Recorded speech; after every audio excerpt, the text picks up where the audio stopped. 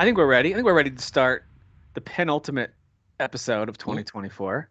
Oh, Episode this season is 251. ending. It's coming to a close. That's right. That's right. And But we're gonna draw it out, right? We're gonna have like part no, 1, 2, we're gonna 3, we're gonna 4, run 5, out of budget and get canceled and then get rebooted.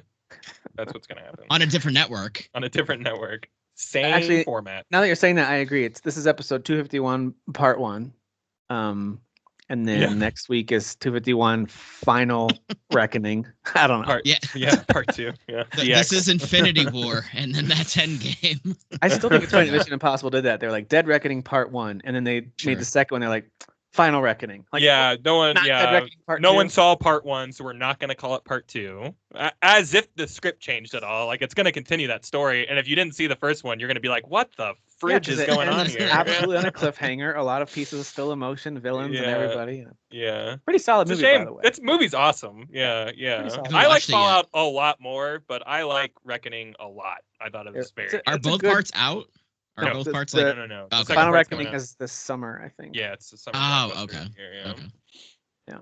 So that and we saw... Oh, and it's ahead of its time. It's about an AI going rogue. And it came out like a year before like really big AI buzz started happening. So if it had gotten pushed one more year, like gotten that COVID push one more year, like it could have been a big hit. But so Tom Cruise is Nostradamus, is what you're saying. He is. Yeah, I mean, it didn't put away Top Gun Maverick numbers, so he was really mad about it. So I love mad Tom Hanks too. Yeah, he gets real mad. Yeah. Tom Hanks? I'm sorry, Tom Cruise. Yeah, Tom Hanks. I don't think I've ever seen Tom Hanks get mad. I don't think Tom Hanks has ever gotten mad. Even when Ricky Gervais was ripping Hollywood and Newen in that one classic Golden Globe speech, it cut to Tom Hanks and he's just going like, "Ooh." No, the look was perfect. Yeah. That was. What does Tom Hanks have to be mad about though? Like he's got a cool son. He's got one cool son. I guess he does have a burnout. He was kind of like the peaceful guy in the room who was like, "Oh, I wish people weren't so mad at each other." Like that was the vibe he was. I loved it. Hey, let's all get along, guys. I liked it when Ricky Gervais was up there, just like. Oh, absolutely.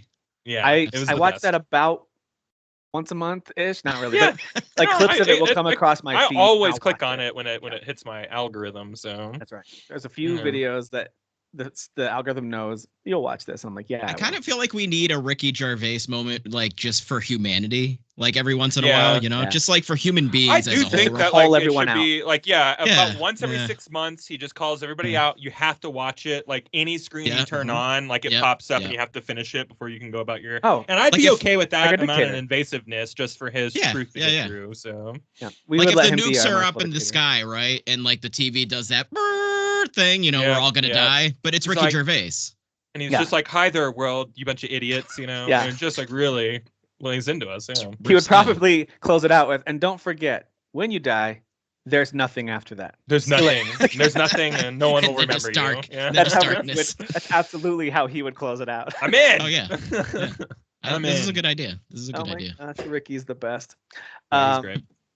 All right. Well, we got some gaming to talk about. I don't think there's anything new out this week that's worth highlighting, unless I'm missing something. I looked through the list. It's all like, who knows what this is supposed to be. There's a few like ports that were on other platforms that are now like on PS4 version of something that came out. So nothing. I can go grab my Switch and we can like name off all the shovelware that came out if you want. That's a good. I'm sure like 20 shovelware games came out. That could make for a good segment because there's a lot of that garbage. I do like when Damon from Game Scoop will go through some of the most recent like what does he call it, the something of quantity, the Nintendo seal of quantity, the seal of quantity, that's what it is instead of the seal of quality, because it used to be the little stamp seal of quality on a Nintendo box, but that hasn't been true since Wii. Let's get that out there. Like the second the Wii came out and they had like a marketplace, they're like, we're gonna let all the garbage come on here, and they've never they've never had a stamp of quality since. It's interesting because I'm going to glance at Steam real quick. They do a good job of showing you the popular new releases, so that way it at least features stuff that people care about. And is getting I never see like Korean dating sims like on that top list. You know what I mean? The only way you'll see them when you're on that tab, if you go over to just new releases and you're just looking at a full list of all releases. You gotta hit that top. Like a couple examples, there is a game out called Autos.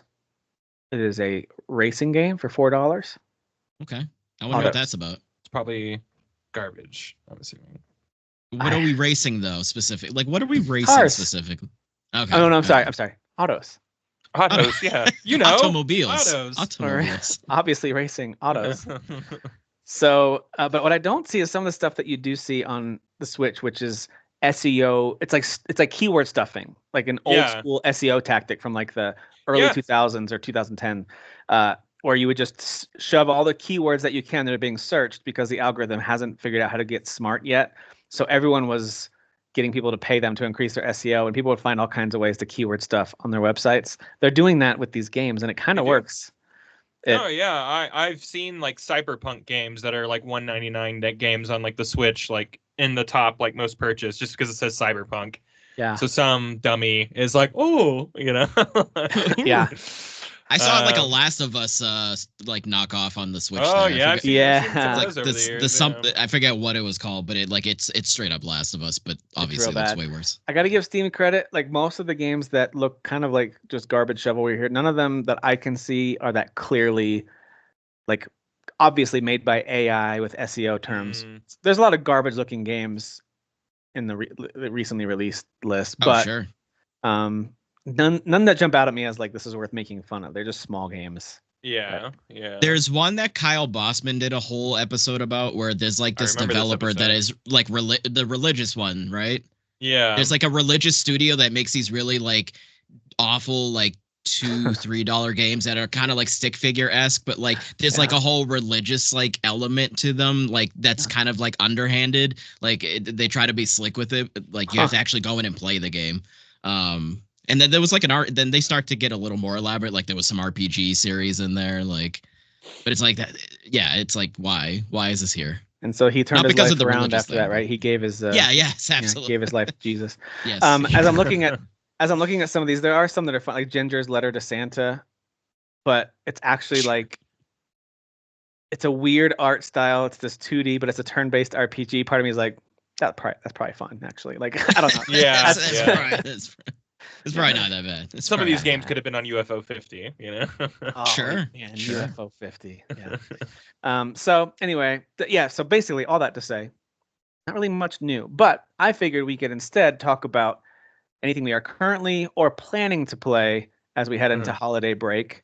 Next time you guys hear from us, we're going to play a bunch of games together, and we won't be really talking about anything we're currently playing. So if there's anything on the horizon over the next 2 weeks or so, and by the way, this does include homework that you've assigned to yourself for Game of the Year.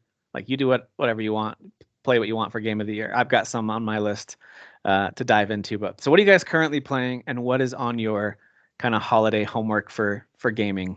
Or, and I like this approach too, are you just like, I've played what I've played, I'm just going to have fun and only game stuff that I'm having fun with, which is a really valid approach as well. I'm considering doing that with Red Dead Redemption 2. With everything else that's happening, I'm like, I finished Red Dead 1. That little indie, you know? I kind of want to jump into that game again. Like I have no good reason outside of I just loved my replay of the first one. And I'm still holding out hope there's going to be some sort of like update at some point that brings it to 60 frames but like how long am I going to wait for that, you know? Like for a while. It's time for just a replay of that. Of the second one? It's not at 60 frames? Not on consoles. Maybe it is on PC. I'm pretty sure it is on PC. I haven't really given it much time on PC. I own it there. That game opens up in a snowy area, so Christmas game. Thank you. Yeah. That's all I needed to hear. That's all I need. I'm here for you, man. Yeah. I feel like we do this every year. I have to come out and educate the masses. Nope. Right? Oh, there's an Easter bunny in that one scene of that movie. I guess it's an Easter movie. Like, oh yeah. That's exactly the same as what we're talking about. Before you tell us what you're playing, Dan, just know Die Hard is a Christmas movie. But you go ahead, Dan. So is the new Carry On movie that they mention on Netflix. They mentioned Christmas like 7,000 times in that movie just to make sure that you remember Christmas. Yeah. Whatever. Everybody needs to get punched in the wiener. By the way, is that good? It looks kind of fun, like a popcorn, like a. I did watch it. It is worth Jason Bateman being menacing.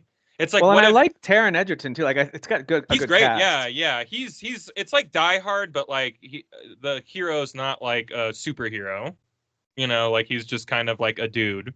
Right. But it's like Die Hard in an airport. Kind of what it looks like. I guess you could call it Die Hard 2 because I guess that is. Sometimes I just want something like that. It's better than Die Hard 2. I like a really implausible story. I like kind of unrealistic. Okay, this couldn't really happen, but yeah, no, there's some silly goose stuff. Like, how are these people getting around these like hardcore world-class hitmen? You know, you're like, these are two.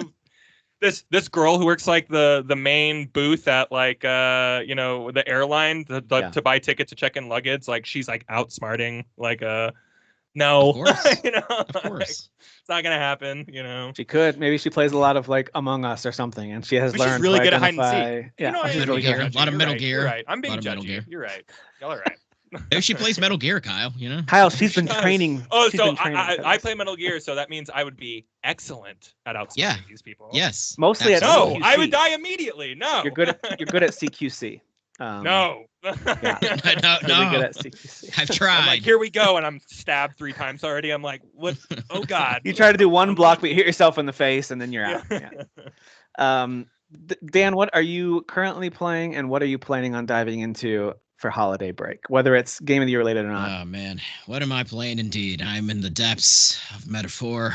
I am lost. I'm a lost soul. Yeah, I hear this game is not super easy, guys. I know, Kyle, you're going to talk about it a little bit as well. But... So I've crossed the threshold of the. So I told Kyle, I was like, oh, like I did that whole thing, and then a little bit further of that where a certain person unveiled some things, and then we fought said person, and then now it's like there's basically like it's a 1v1 situation. Yeah, you're in it now, man. Yeah, I'm in it. So like that whole thing, I actually like prior to that, so the last party member that joins you, that moment actually got me teared up because like that shit sucked. Yeah, it was just like right now it's like, yeah, it's building up to like the moment because they were like, we're gonna go on the mission, like the big mission, we're doing the thing, and like, you know, as the player, we're like, well, no, because we're like halfway through the game, 60% through the game, like you're not finished, so obviously something's gonna happen. But yes, things start getting unraveled, and you start learning quite a bit there. So yeah, like. Here we are. What is it? 100-hour plus RPG, and like 40-50 hours in, like that's when like things are finally starting to like hit like this stride of like, all right, like we're like Kyle said, we're in it. So that's not like a knock against the game or anything. But the story is very like you're on a campaign, you're doing, you're on the trail and yada yada. But then like at some point things come to a head, and that's the part you're talking about. And then it's just chaos, like for the rest of the game.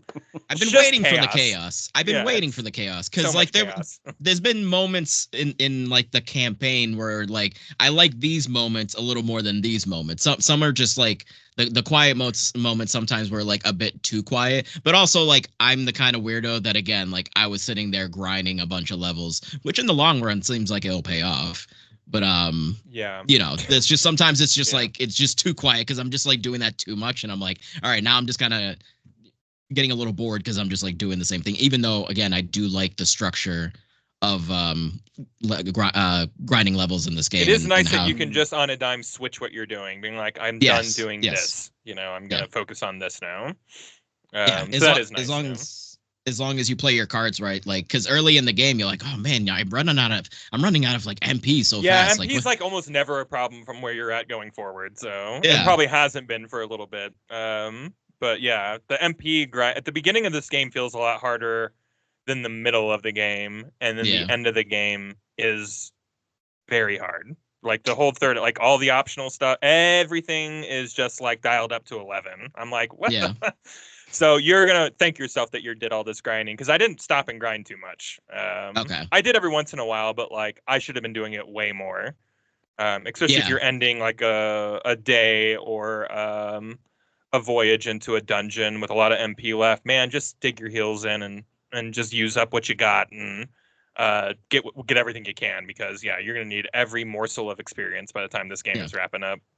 Well, I just kept doing the trick that I guess trick. It's not really a trick, crystals are a good way. That's a good way to because I just kept replenishing my own MP by switching my main hero fella there to mage, just doing my AoE attacks and then just like whacking everything that came, waltzing up at me. So I just refilled my MP again, and also meanwhile getting Magla, getting money. So because like right now where I'm at in the game, I've been bouncing between like 900,000 to like 1.1 mil money. So nice. I like money wise, I'm doing pretty solid, and then magma really wise, like I'm fine. So, but yeah, I maxed out my relationship whatever with Hulkenberg.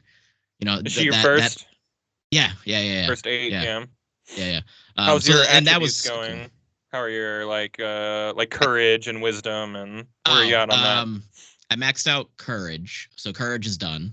Mm-hmm. And then the one that's on the far right, I can't remember which one that is. That one's like pretty close. That one's pretty close. So yeah, he's got a lot of conversations that are locked behind, level 5, attributes or whatever. So yeah, the only one that sounds like you're doing good, man. You're doing pretty good. Sort of struggle with is eloquence. Eloquence seems to be the hardest one, I think, to like. Yeah, I forget where I forget where I grinded that. Once I found where it was, though, I was like, okay, I'm doing this like every afternoon for a couple weeks, until I can get that up. I gotta get my eloquence up. I'm not eloquent. Gotta get it up. Not an eloquent person. But yeah, I mean, like I said, the story it has taken some time to get to this point, but it's an Atlas game for anybody unaware. Like this is just kind of par for the course. Much like a Tales game, and maybe this is just JRPGs, but much like the Tales series and I'm trying to think of something else, Star Ocean or any of that stuff. Like it's really about like your companion characters, and the first part of this game is about like setting up your companions, and then it's about like the story, I would say the story is really heavy towards the beginning of the game, just because there's so much. Yes, to set up. It is. And then that's why it probably feels like that drop off, because like that middle section, while you're just kind of on the campaign trail, can feel kind of devoid of like big moments, Trade also in for those like Dragon Quest style like vignette stories, like where you go to an area and it's like this story is just for this area, Yeah. Well, it's also I got this last party member, or I'm assuming it's the last party member.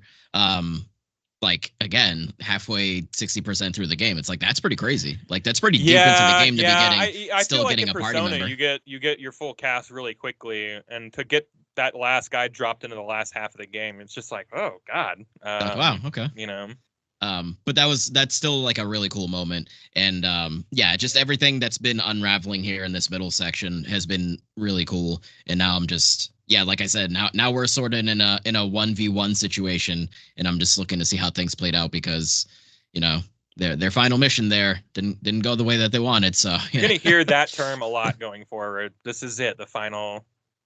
Final. We're finally finaling right now. Yep. It's like trying to. I'm sorry. You know what? Something went wrong. This is it. It's like trying to finalize a PDF document that 5 people are working on, and they're like final version 2.0. It's like all right. Yeah. Sure. Yeah. Please stop reading this. You'll know when you're getting to the very, because like you can't do the final thing until like a very specific date or whatever. Okay. But like they're gonna set up an end game dungeon that the game pretty much goes like this is it, and like I felt very robbed, like because I should have done that mission like way sooner or whatever, but I was like putting it off and yada yada. So just like. I don't know, pay attention to the context and stuff like that. The game always tries to throw you off. Like the game always wants you to think you're like minutes away from the credits. And it's like, you're not. Yeah. You got 20 more hours left, baby. And then you get to the other side of that 20 hours and it's like, you might have 10 left. Sure. Well, like 10 more, Just to kind of gauge overall, because, like Tim was asking, like, what are we doing going into the next couple of weeks? And it's like, I don't know, like I do want to wrap up Metaphor, but that might take up the next couple of weeks. So it's like, crap. That might be all your gaming. Yeah, that might be all I'm doing, because it's like I wanted to at least diddle Dragon Age a little bit more. Maybe even get Neva, like, with a gift card, because with the Christmas coming up. So and I don't think Neva's like super long, so I figure I kind of wanted to poke at that. 4 or 5 hours. Yeah, so there you go. Yeah, I could probably finish it in like a night if I wanted to. So but I absolutely want to finish it, because to me I feel very strongly that it's going to be within my top 5, like 100%, that game. So, when we're talking about, game of the year and et cetera, I'll feel very strongly about that one for sure. So I want to see how it ends. Like, I want to see if like the payoff is like, okay, like this is the ending. Like that was amazing. Like this whole super long journey was like worth it for me, So yeah, but that's basically what I've been doing. And then I'm still playing 6. Oh, speaking of hitting certain moments, so I'm now officially past the part that I originally did in 6 back in the day as a kid. Experiences now. As a teen, it's all fresh now. It's all fresh. So I hit in 6 I've hit a certain moment where things change dramatically. Like the world-changing event. Yes. So back in the day, if I remember right, that also includes the first time that you pick different parties and split them off, right? Isn't that you're game? Like searching. You start with the one specific person. I know, but like building up to that big world-ending moment, isn't it kind of like a big? Maybe it's later in the game that happens, but there's a part where you pick like you know you have all these characters to choose from, and you have to build 3 different parties, and you control them at different times to go. I thought that was through that section, but it's been that might be. That whatever you're speaking of might be a little later, but that kind of seems to happen. So like the thing that I've noticed with this game, and it's not a negative for me, but it's not like it's just kind of like it's a choice that they made and I respect it, but like they split characters up a lot. There's a lot of like couple of people go over here and 3 people go over there, and this is happening over here and this is over, and like my OCD is like, but I want to level everybody up. Like like I want they everybody also to be don't together, have a central hero compared to like if you look at 7, 8, 9, 10. Maybe 12 is a little more of a group hero. I would say like 12, because like I refuse to say Van's the main character of that game. So in 12 I feel like is actually maybe it's either Baltier or Ash, and in 6 I would say it's probably like Terra. Locke or Terra or Locke. Yeah, I would say Terra's probably. I feel like really these 2 games are less definitive than for sure. Yeah. But then you get to 13 and it's like all about lightning, and 15 is almost too much. Well, you might say for both of those. Yeah. But it is interesting. Like that 6 did a really good job, I think, of having a great. Of course, I'm biased because it's one of my favorite ones, but I think they did a good job of telling stories of like. To me, my favorite was always Sabin. I'm pretty sure that's his name, the guy who does the blitz moves. Either Sabin or Sabin. I've been calling him Sabin, but again, that sounds more accurate. It's hard to be like, what's this guy's name? Read it in my head, but I don't know if I've actually ever said the name out loud either. Sure. So it's like Titus, right? It's like, well, Square is literally in 2 different Kingdom Hearts games been like, it's Titus. It's Titus. It's like, all right, guys. I can't say that though. I gotta say Titus. The other it's Titus in America. I'll give you the definitive answer. It's Titus in America because he is a water-based character of the tides. That's always the logic, right? And it's Titus in Japan because they don't have hard I's in their language. Sure. That's good reasons across mystery solved. Done. But then people would be like, but because it comes from Japan, yes, that is where the debate is. Absolutely. Sure. Like people are like, well, you want to say it like, and I'm like, yeah, but once you localize it, it's localized. You know what I mean? Yeah, sure. We can do whatever I'm always gonna say Ryu from Street Fighter. I'm never gonna say Ryu. I just won't. And same with the Ninja Gaiden thing as well. You know, I know. Yeah. But Dan, one of the things they do that as you play it too is you do get to points in the game, especially in the second half, where you've got everyone on your roster available to you to then decide who's in my party, who am I leveling up, or maybe power level someone you haven't used for a little while. So that does happen, but that's what I did right before the floating continent. I was leveling up a few people because I had a feeling like, well, this is going to be a big moment. Like I'm pretty sure what's happening on this continent is going to lead to like what I think is, and then it's new from there on out. So yeah, I was leveling them up, and the abilities also with the Magicite and everything. So there's a lot of cool customization there. It actually reminds me a lot of 9. Because in 9, you wear equipment and your weapons, and you have to keep them on you until you like permanently learn whatever's attached to that equipment, accessory, weapon, etc. So it's similar to this. You equip the Magicite, which is of whatever summon, and then you're having to like learn the spells that are attached to it, and then once you've permanently learned them, then you just have them. So I like that. Yeah, I think it's cool. I like that. I like things like, using something and get like peeling attributes or moves off of it. Yeah, and then permanently having them. It's like 7 remake or Rebirth is kind of like that too, right? Aren't you using stuff from your materia like or weapon? It's the weapons, but remake and Rebirth have it. Yeah, I do like. It's attached to the weapon. Yeah, right. Yeah, I like that. I do like that. Yeah. So now I don't know if it still works. I don't know if this still works. I just Googled it to see. There's a lot of different takes on it, but At least on the old Super Nintendo one and the Game Boy Advance one. Those are the two that I spent the most time playing. The Game Boy Advance one, by the way, was awesome. Really well. That's where I played it too. Game Boy Advance. So good. But yeah, Super Nintendo was where I did it the OG way. And eventually I did the whole thing where you cast Vanish on an enemy and then X Zone, and it's instant kill every time. So X Zone has a very small chance of like this black hole appears and could suck them into it and they're defeated. And if you cast Vanish on them, it has 100% chance of hitting. Because for some reason, loophole. So I remember using that, but I do know there was some talk about if you use it on certain bosses, they don't give you the whatever special item that you were supposed to get. There's something that it can break something. Yeah. But little things like that, I don't know. I know that in a way it's kind of game breaking, and I get it. Somebody's like, that's not the right way to play it. But I have fond memories of figuring out that kind of stuff and just being so pumped. Well, back in the day, we didn't have the internet, so you figure something out, and you're like, "Dude, I'm so special. I just learned this. Like I'm amazing. I can't believe it." And then you talk to the kid, your friends or whatever, if they're also playing whatever game, and you're like, "Oh, can you?" Have you tried Vanish and X Zone? Yeah, just try. What does that do? Just try it. It just might do a thing. But overall, it sounds like you're enjoying it. Yes. Yeah, no, I am. Yeah, the party splitting thing is just more of an OCD thing for me, but ultimately it's like this game is doing a really good job, and some characters more than others for sure have excellent like background stories. Some of them are kind of there's sort of just more there, and it's just a little more loosey goosey. But like Locke's backstory is super sad. Yeah, like, that's really sad. And Tara's is sad too. Trying to think. Cyan's or Cyan, how do you say his name? Cyan, yeah. I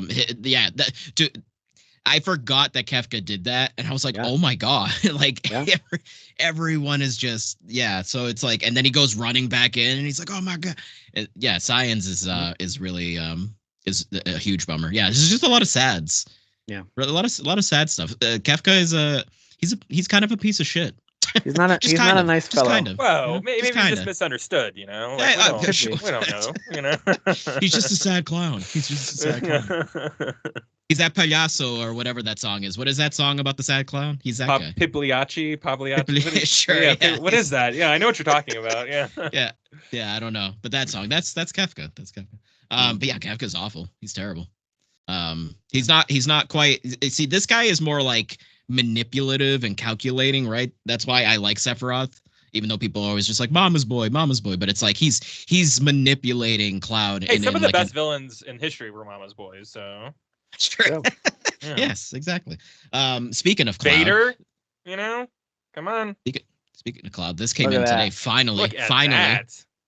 Look at this guy. He's here to take out the mama's boy. Finally, so. Is that why I don't remember anything, and I have 2 girls in love with me? I get it. My life sucks. Joining the podcast because you're too busy having them fight on your desk there. You had a big making like noise, like exactly. I literally ordered this yourself, last year. You're making sound effects again. Yeah. Now kiss. But yeah, I ordered that last year and I kind of forgot about it. And then like a few weeks ago, I got the email. I was like, oh, this is shipping. I was like, oh shit. Yeah, nice. So it took that long. That's cool. That's a nice surprise, though. Yeah, it was. Thanks, Dan. Yeah, exactly. Good job dropping money on pricey thing. Yeah, I think that's pretty much it. I can't think of anything. Oh, and Attack on Titan. I'm just still catching up on Attack on Titan. So, dude, that anime is. You watching it on Hulu or Crunchyroll or? Crunchyroll. I was watching dubbed. While I was working, just so I could like hear the dialogue and pay attention. But now I'm back to subbed because that's how you watch real. No, I'm just kidding. I'm not going to do that. Watch however you want to watch. It depends on how good the dub voice actors are, right? And in the case of Attack on Titan, they're phenomenal. So it's good either way. Yeah, I would say dubbing's not a problem anymore. We're in you're right. Like you go back 10 years, you want to check your tapes, but like these days, like there's so many great voice actors out there. Mm-hmm. I will say Attack on Titans thing at this point for sure. Right. Because at first Attack on Titans, I was like, oh, I don't know. It took me like a couple episodes. I was like, okay, I'm good. I settled in. To be fair, some things don't translate really well either. So you have the anime trope of like the screaming character, the one that's always screaming. Like that, bringing that over and dubbing, like it almost never works. And I end up always hating those characters. Yeah, because the Japanese voice actors are so good at just the dramatic screaming. Because like they're good. It's kind of like parallel to that like kabuki theater, like that extravagant, loud, like that. So like there's a cultural thing here. Here, when people are screaming, you're just an asshole. You know what I mean? Well, like if you hear everyone speaking Japanese and then they're gonna do something that's different, you can let it. I don't know. You can let it slide. It won't really catch you off guard because everything's different about it. But if you have these American voices, and then all of a sudden that you're like, no one. Some of those cultural things don't come over well, regardless of how good a voice actor is. But, and especially Attack on Titan, there's a lot of screaming and yelling and craziness going on in Attack on Titan. But you know who probably won't get cast as a voice actor anymore is Peter Dinklage. I think that ship has sailed. I think. Oh, not getting. Why? Yeah, he burned some bridges, right? Wizards on the Moon. Because of the Wizards on the Moon. No, because the Wizard, not Wizard of Oz, Jesus, the Snow White debacle, right? Oh no, I'm thinking of like the Destiny, that wizard from the moon. The Snow White debacle, he just was mad about them not using actual real LPs for the dwarves. Or it was the other way around. He didn't want. I don't remember. But so what they did was a CGI the dwarves, and it looks horrifying. It looks so bad. It looks like the worst thing ever. Yeah, it looks so bad. Also, that actress apparently everyone hates, so that's gonna do really good. That movie's gonna do great. I don't know what's going on with that movie, but it's definitely. I will say she's in the prequel movie for the Hunger Games, and my wife and son and I have all seen it, and we like the Hunger Games books and movies. Thought that movie was pretty decent. Thought she did a good job. It's not really strong. Like as an actress, I think she's pretty good. I think she's a pretty good singer. She sings in that Hunger Games prequel. It's called like the Ballad of Songbirds and Snakes, I think. And a big part of her character is that she sings. So she sings multiple times in this movie. And then of course in Snow White, the trailer you can hear. I mean, the girl can sing. So like she could definitely she's probably gonna she'll be actually singing. To me, it's nothing to and I know for some people it is because whatever. But maybe she's a fantastic cast, but the visuals just look so weird. It's the CGI specifically that I'm talking that looks bad. It looks so weird in that movie. And it's not even the doors for sure, but like if you watch that trailer, even look at the backgrounds and stuff, it's like they wanted it to look like the old movie, but not. It just I couldn't figure out what kind of artistic it doesn't have there's not a clarity of design. It feels like too many different people were just mush CG together. It's weird. It's weird. Yeah. It's tough. It actually reminds me a little more of watching something like Roger Rabbit or something where you have real people with like animation right beside them and they're like reacting. Like it just doesn't feel. That worked then though. That did work then. I know, but ever since stuff like Lord of the Rings, where you've got a completely animated character in Gollum, but also other animated characters, and it works. Like it's so well done. It's funny how like we still have a hard time doing that today when it worked so well in 2001. I know. For Lord of the Rings. Like we figured it out already. Why are we acting like we don't have this nailed down? I agree. I don't know. I agree completely. Dan, if you did have to play one other thing to try to catch up on Game of the Year, what would it be? If the mood strikes you, is there anything else from 2024 that you're like, you know what, I might play this? Yeah, I do want to try to squeeze in Dragon Age because again, just all the hoopla with Dragon Age and me being excited for Dragon Age because I do like that series. So I want to play more of it because the 3 or 4 hours that I have played, I was like, I like this. I want to play more of this. So that feeling will probably never go away for you. Yeah. All right, Kyle, what about you? What are you currently playing, recently played, and planning on diving into for holiday season? So I did beat Metaphor, which is insane. Yeah, I know. That's a real big RPG that I beat. You refantasioed. Good job. I refantasioed. I don't know what that means still. It means you were yelling and screaming. And there's like in the last like 5 hours of that game, they say the word metaphor and fantasy 1,000 times, and I'm like, none of this makes any more sense to me. The story makes sense, just that worded. Sure. How that plays into it. Yeah, I don't like. Maybe I'm just too stupid, but I don't know. I'm just like, I don't. That's okay. That's fair. I did all the big optional bosses, nice. which were very hard. One I beat by making him beat himself. I thought that was awesome. I was having such a hard time with him. He had this one-hit move, and then I was like, oh my god, I can just spend the whole round casting repel on my characters and just don't do anything else, just repel. And he does that one-hit attack, and I just popped it right back at him, killed him in one hit. That's a good feeling. That was awesome. I trotted around the house like Vince McMahon. Pre-allegations. Like walking out. Pre-allegations. Pre-allegations. A little more prep in his step back then. Right. You want to specify. Yeah. That felt awesome. And a couple other optional bosses, hours for me to beat. The final boss probably took me 8 hours straight to beat, trying to go over and over again. And it was a special boss that I was like 20 levels too low to even be fighting. I had to drop the difficulty down a little bit to beat him. So it's at the end, and I'm like, it's done. I'm done. You know what, Kyle? For you, I'll beat it on normal. For you, I'll do it on normal. Yeah, get there at level 100. Okay. And make sure you look up how to get like the secret final boss, because he is insane. You have to have complete 100% understanding of every single like affinity mechanic buff in the and game. debuff. And like if you walk in not even understanding one of them fully, like you're just not going to win that boss fight. Much less of a fight if you just do the normal ending. So, and this is like a lot of buzz online, because not a lot of people have gotten to the end, but like the people who have are just like, the difficulty spike is insane at the end of this game. And it is, I can confirm. That's not totally out of character for Atlas games, though, is it? Aren't their games pretty tough? No. They are tough usually. People talk about Dark Souls and FromSoft. Like, I think Atlas sometimes doesn't get enough credit for making a truly challenging game that makes I'm telling you, I've been playing JRPGs since I was like, I don't know, 8. 30 years of JRPGing at this point.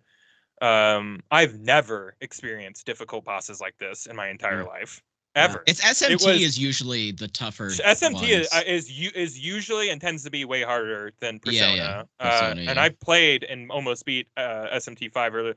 Like that game has nothing on the end of this game. Wow. Right? These are hands down the hardest bosses I've ever fought in this type of like turn-based fighting mechanics. Dan's like, great, this is all I'm doing for the next 2 weeks. I get it, man. Yeah, I get it. I swear I don't feel it like when I feel more of like, I'm glad that's over when I beat like a Souls boss where everyone gets that like cathartic, like, and I'm chasing that. I got that from this. And I was like, okay, yeah. So I am capable of feeling things, so that's good. Sure. That's good. You learned something. That's the Refantasio. Like, that's the Refantasio. Real Refantasio is the fantasies we met along the way, And you know what? That's what Christmas is all about. It's learning that you can feel things. It's the metaphor. There's the metaphor right there. There's the metaphor right there. I thought the ending stuck the landing. I thought it was really good. I thought the stakes just kept upping and upping themselves. You get a lot of late game reveals. Some people are kind of torn on certain reveals. Other people are pretty unanimous about certain things being really good. It's just, you're never going to please everybody, but like I think it's really solid, and I feel very rewarded for spending about as much time as I have in the game, and I'm very happy that I did see this one through, because Persona 5 took me like 3.5 years to beat. I've just come back to it. It's a long game. I just kept on coming back to it. I'd take like a 6-month break, come back to it. I pretty much played this consistently since October, and it felt good. I never had to forget how the day system worked. I always come back to Personas, so like, what am I doing in this game? Where did I leave off with social links? Like, where am I? Who's in my party? Like, it's nuts. So it's an intimidating game for someone like me on the outside looking in to even consider sitting down and like, let me just dive into it, just because there's not only is it so lengthy, but like difficulty that I've heard not just from you guys, but from many others. I'm like, is that what I want to take on? I don't know. The mechanics, and it's mechanic heavy, and like just any RPG where the second you forget a mechanic, like the whole thing falls apart. You know what I mean? Like, so I've come back to RPGs later and like couldn't figure out the crafting. The Xenoblade Chronicle games are the same way, where it's like these mechanics are so cool, but once you step away for a minute, I'm like, I don't remember how to do this combat. Dude, the combat is so weird because you don't have a frame of reference for anything else. So that combat system is only for that game, So yes, that was another reason I was like, I just have to beat 3, because if I don't beat this, I'm gonna come back and not play it. So. That's good. I'm really glad I beat that. I thought it was Refantasio. I thought it was fantastic. Well done. Good job. Fantastic. I'm also doing some indie homework for the end of the year. I won't dwell on these too long because we're going to be talking about these here in a couple weeks. So UFO 50, I'm 20 games in right now. I'm really liking it, even though I've only really liked like 4 or 5 of the games. Same. In that first group, it took a little while. I was like, I don't know. Some of these I don't know, but it picks up. It does pick up. There's one called Bushido Ball that's just Pong with Samurai. That is the best. It's so good. I love it. I think it's so awesome. And you get special moves and stuff. I went back and played it a few times. I really like that one a lot. Yeah. I like that you could just click on any game and there's like a whole history of it, what it's about, where the company was at when they made it. Like it's cool. I like this game a lot. It's very a little cool. Weird meta story as it tells a fake developers. Yeah. And it is interesting. Some of the games I'll just throw on and I'll see what it is and I'll just immediately shut it off. I'm like, nope. Nope. They do have a little favorite feature where you can like hit a little heart on one that you like. Leaning on that. Yeah. I'm like, I'm not gonna remember which ones I like, so I do favorite the ones I do like. So I am enjoying that. Yeah. I also on Tim's suggestion got Mini Shoot Adventure. That game's fantastic. That game's so good. It's so good. It might be the indie I'm enjoying the most out of all of these, to be honest. Yeah. And I haven't gotten Neva yet. Neva would be like my I want to buy and do homework for the next 2 weeks kind of choice, but I will get that. But I mean, the description is correct, right? When I say this is kind of like an old school Zelda top-down Zelda, shooter, like but it's a twin stick shooter. Yeah, but it is like it even starts like it's like. Oh, this like evil thing is back, and you're a chosen one, and we're awakening you, and you have to go through literal Zelda all these dungeons. Paths that are blocked off until you get a new ability. When you transfer like over to the next screen, like it will swipe over like Zelda. Like it's Zelda. Sure. Yeah, it's awesome. It's very cool. Everything. Super colorful. It's got a dumb story too, which I like. I'm like, you didn't have to add this. This didn't need to be here. Samurai Showdown took me a little while to be like, oh. Okay, I get what's going on here. The buttons are just it takes a second to like the Shogun Showdown. Shogun Showdown, yeah, not Samurai Showdown. Oh yeah. Shogun Showdown, yeah. The buttons are very specific. Yeah. But like once you like really get it, and you're like switching spots with people and like having them attack each other and hit each other and using it's so good. I like this game quite a bit. I haven't gotten anywhere where I've unlocked anything like permanently yet, but I'm still making runs kind of in that first area. But it's like a roguelite. Really enjoying that. If you line them all up and do like a spear stab or something, get 3, and then maybe the last guy gets spun around and hits the guy. But like there's all these different things that can play out. It feels so good. There's like multiple characters to unlock and stuff like that too. That'll kind of start with like a different like loadout or whatever.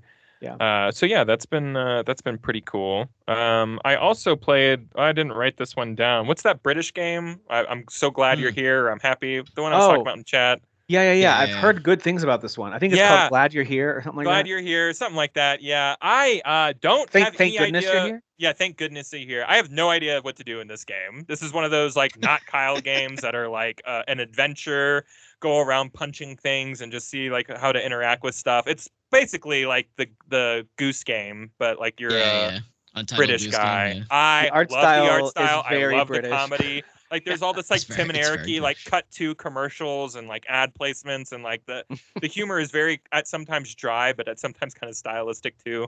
I want to like this game so bad. Someone come over and play it while I watch them play it. That's kind of how I experience this game. So you're not liking playing it, but you like what it is. Yes. Yes. I would watch a stream of this game. Yeah. Yeah. I've seen a couple people play it. I'm like, the art is great, and just the humor is really so silly. Funny. Yeah. It's got so much personality. So yeah, those are like all the 2024 like games I'm playing right now. Old games I'm playing that I picked up on sale are Alpha Protocol and the Saboteur. And Alpha Protocol is an old love for me, so who cares? But the Saboteur is a new love for me. And wow, this game is very good. I'm mad. Like, this is probably a Swimming in Sevens type of game or whatever, but like, I don't know, man. This is a really good Swimming in Sevens game if that's the case. It's only $4 right now. $4.50. Yeah. Yes, it costs nothing. Go pick it up. It's it's Irish Assassin's Creed where you're a drunk, womanizing race car driver who's stuck in France beating up Nazis. There's nothing not to like about this game. But like the visual style. Yeah. Oh yeah, it's black and white, and you liberate an area. It super goes, like, distinct. Color. It's so cool, man. I don't understand why this game didn't like get its footing, but like I remember when this game came out, everything was like an open world game, like everything was kind of templated and yada yada. When you remove yourself from that, I guess, and you go back and play this like in its own little bubble or whatever, it is awesome. I can tell you why this game and a lot of other games like it. Like think about even more recently, like Immortals: Phoenix Rising or The Prince of Persia: Lost Crown. It was put out by a huge publishing studio. So if it were just made by that team and self-published or something, I think they would have been able to make more. You make enough money and you keep building on it. This was published by EA. Yeah. So whenever you have a huge publisher, it just gets shut down. I'm pretty sure. Yeah, Pandemic doesn't exist didn't last anymore. too much longer after this game. Right. EA scooped them up and does what EA does. Just straight. Yeah, you can do a lot of stealth in this. You can also just full on blast rocket launchers at things. Like it's fun. It's a good time. I'm liking it quite a bit. So that's those are all the games I've been playing right now. Nice. They buy more. Everything's on sale. So. And what do you think you'll spend over the next 2 weeks most of your time playing? A whole bunch of things, or do you think there's one? I don't know, man. You got those like and I've been playing Indiana Jones. I can't believe I didn't bring that up. I'll say that's what it is. I'll be playing Indiana Jones probably for the rest of the year. I do have post game. I just beat Metaphor. Like, what is life? It's like 90-hour game I put into, and I'm like, I don't know what I'm. I don't know what I'm doing anymore. I'm just kind of walking around like the like the meme, where the guy has his hands on his hands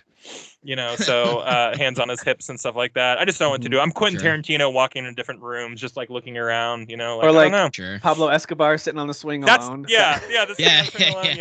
of the Pablo Escobar stuff. Yeah, that's me right now. I just don't know where to put any of my energy because when you get sucked into a game like that, it's like your whole world. But I have been playing Indie, and I will continue to play that. Indie's awesome. It's so fun. Man, that first little temple area, or not temple, but I don't know, you're underground and you're doing stuff, and you're walking to like a crusade shrine or crusade graveyard or whatever, and there's all these night graves, and it's just cool, man. Everything's awesome in this game. Yeah. I don't really know. It took me a second to understand some of the combat stuff, but now I'm just creaming people in this game. Yeah. Dogs still screw me up pretty good. But I generally stay away from the dogs. If anything, you just start cracking the whip, and you do it enough times, and they'll run away from you. Yeah, you spook them with the whip. Yeah. It's super cool. It's very indie. I like that. I'm in a disguise a lot, but the second I get into a tomb, I'm indieing up. I'm putting the hat on. Yes. I'm raiding. You gotta love that moment, right, where he kind of does the. You see the hat. You see him put his hat on, and he dusts off his shoulders, and it's like, God damn it, they did it. These crazy sons of bitches did it. They did it. It was a risk, I think, for the opening for them to essentially do a shot-by-shot remake of one of the, I'll just say it. Sorry, it's minor spoilers, but the opening of this game is Raiders of the Lost Ark's opening sequence, and it's classic. But you kind of play it. Maybe not shot for shot, but it's very close, especially towards the end of it. Very, very close to it. So it's an interesting way to give you a little bit of a tutorial with how certain things are going to work, but also to me, I also got the message hey, we love this too, and we want you guys to know we're taking care of it. That's the vibe I got of it's very back in the day when Path of Neo, the Matrix game, came out. The game's tutorial starts you in the lobby, so you're like, of course I want to do this first, and it kind of tells you how everything, all the mechanics work, and I like that.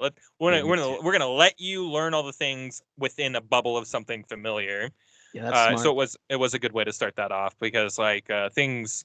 While things are very indie at all times, it can be really overwhelming. Whenever you get dropped in the streets of Vatican City, and I'm like, wait, all these streets are just and the rooftops, there's a lot of depth and verticality, and there's a lot going on. There's a thousand things I've got to be. A lot of collectibles, which, by the way, at first I was really making fun of. You get these optional collectibles called ancient relics. A few of them I think are unavoidable. Most of them you can optionally go and find. But all of them just look like these super poorly designed little cylinder things. They couldn't put any more thought into this. It's just this generic concrete cylinder. I'm like, okay, this is the ancient relic. But there is a way that if you get enough of them, it helps you with something later on. So I like that. And the way that they're shaped actually makes sense when you get to that later on. But anyway, I just think little things like that I started to kind of criticize, and later I was like, all right, fine. That was pretty cool, I guess. All right. Yeah. There's a lot of times where, at the beginning of the game, where I just wanted to be like, oh, I don't know if this is working or this is doing that, and it all just starts gelling at some point, and quick too. It doesn't take long, and I don't know. It just I started feeling really cool, and even when you're like climbing up like drain pipes and like scurrying over to open windows and stuff like that, you don't feel like Nathan Drake, who's like swinging with one hand and like grabbing onto something. The most incredible finger strength, because he can like he's the strongest, most agile man in the world. Like there's some weight to like Indy getting up there, and I don't know. Even I just like all up of his it. Whip. There's some weight. It's weighty. There's some real gravity to this game, and there's just so much cool details, and I love all the stuff with the torches, where like you carry a torch into you hold it up to like light everything up. Really brightens you light torches along the way, which kind of helps you. Oh, I've been in this area. There's lit torches in this area. I must have looped back around. I love that too, man. There's so. I'm actually sometimes before the puzzle, I'm looking. Are there any braziers that I didn't light yet? Are there any torches that I missed? And I get so attached to the torch where I'm like throwing it across crevasses and then swinging over, because I'm like, I'm not leaving my torch over on this side, So I just love stuff like that. Again, I've even thrown it through the wall crack. I guess torches he keeps, but some of the weapons that you carry, you'll drop when you start to go through like a wall gap. So I've tried to throw them through there too, so I can get them when I get on the other side. That's funny. I am enjoying that game a lot. I'm excited to put more time into it. It's just been fun, and the humor's been great. Like there's this one scene where like he's crawling out of a hole, and a fascist like looks at him. He's like, "Oh, hey, buddy, let me help you up." And he's like, "Thanks, pal." And then like punches him and like off of a cliff, and he is dead for sure. Got it, sure. And like just brushes himself off, and I'm like, "Hell yeah!" All right. Man, this teacher's violent. Or this professor or whatever. He is. Definitely dead. Yeah. And I like at first like he's just it's just like. Why are you here? He's like, someone stole a mummy cat from me. And they're like, well, why did they steal it from me? He's like, I don't know. That's what I'm trying to figure out. Like, there's no stakes at all, but I know something's going to happen. Obviously, that like, oh my God, the world's going to end, or the Nazis are going to get a hold of some occult thing. You don't know what the stakes are, but they become right now it's just kind of silly. Like, he stole my mummy cat. Like, I'm going to get it back, Like, it just bothers him that someone wanted that. It just bothers him that some freakishly tall guy from the Vatican would come in and steal his mummy cat. And I'm like, that's enough for me. I get it, man. What a mystery. Let's get RIP to Tony Todd. Is that his name? Tony Todd. Yeah.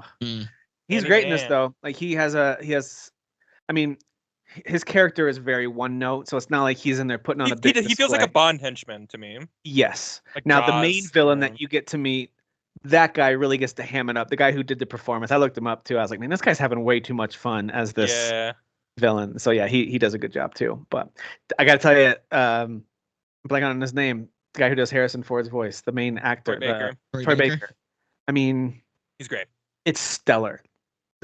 I think we've talked about this before, where it's like, okay, every once in a while it's like, there's Troy Baker, there he is. But for the most part, it's so like there's a lot of dialogue in this game too. So for him to slip just a couple times or whatever, you're like, oh, there he is, because like there's a lot of like him talking to himself, like where he's just like, all right, what do you got to do now, Indy, or whatever, I don't, maybe he doesn't say his own name, but he's just or he'll read something out loud. He'll like okay, this is, he'll read he'll translate it for you, the player. I was doing a body, the blood of Christ like puzzle where you're like pouring wine into different like things, and he's just like he's like reading something. He's like, okay, so that's associated with the 4 or whatever, and I have the easy puzzle slider on or whatever because I'm dumb.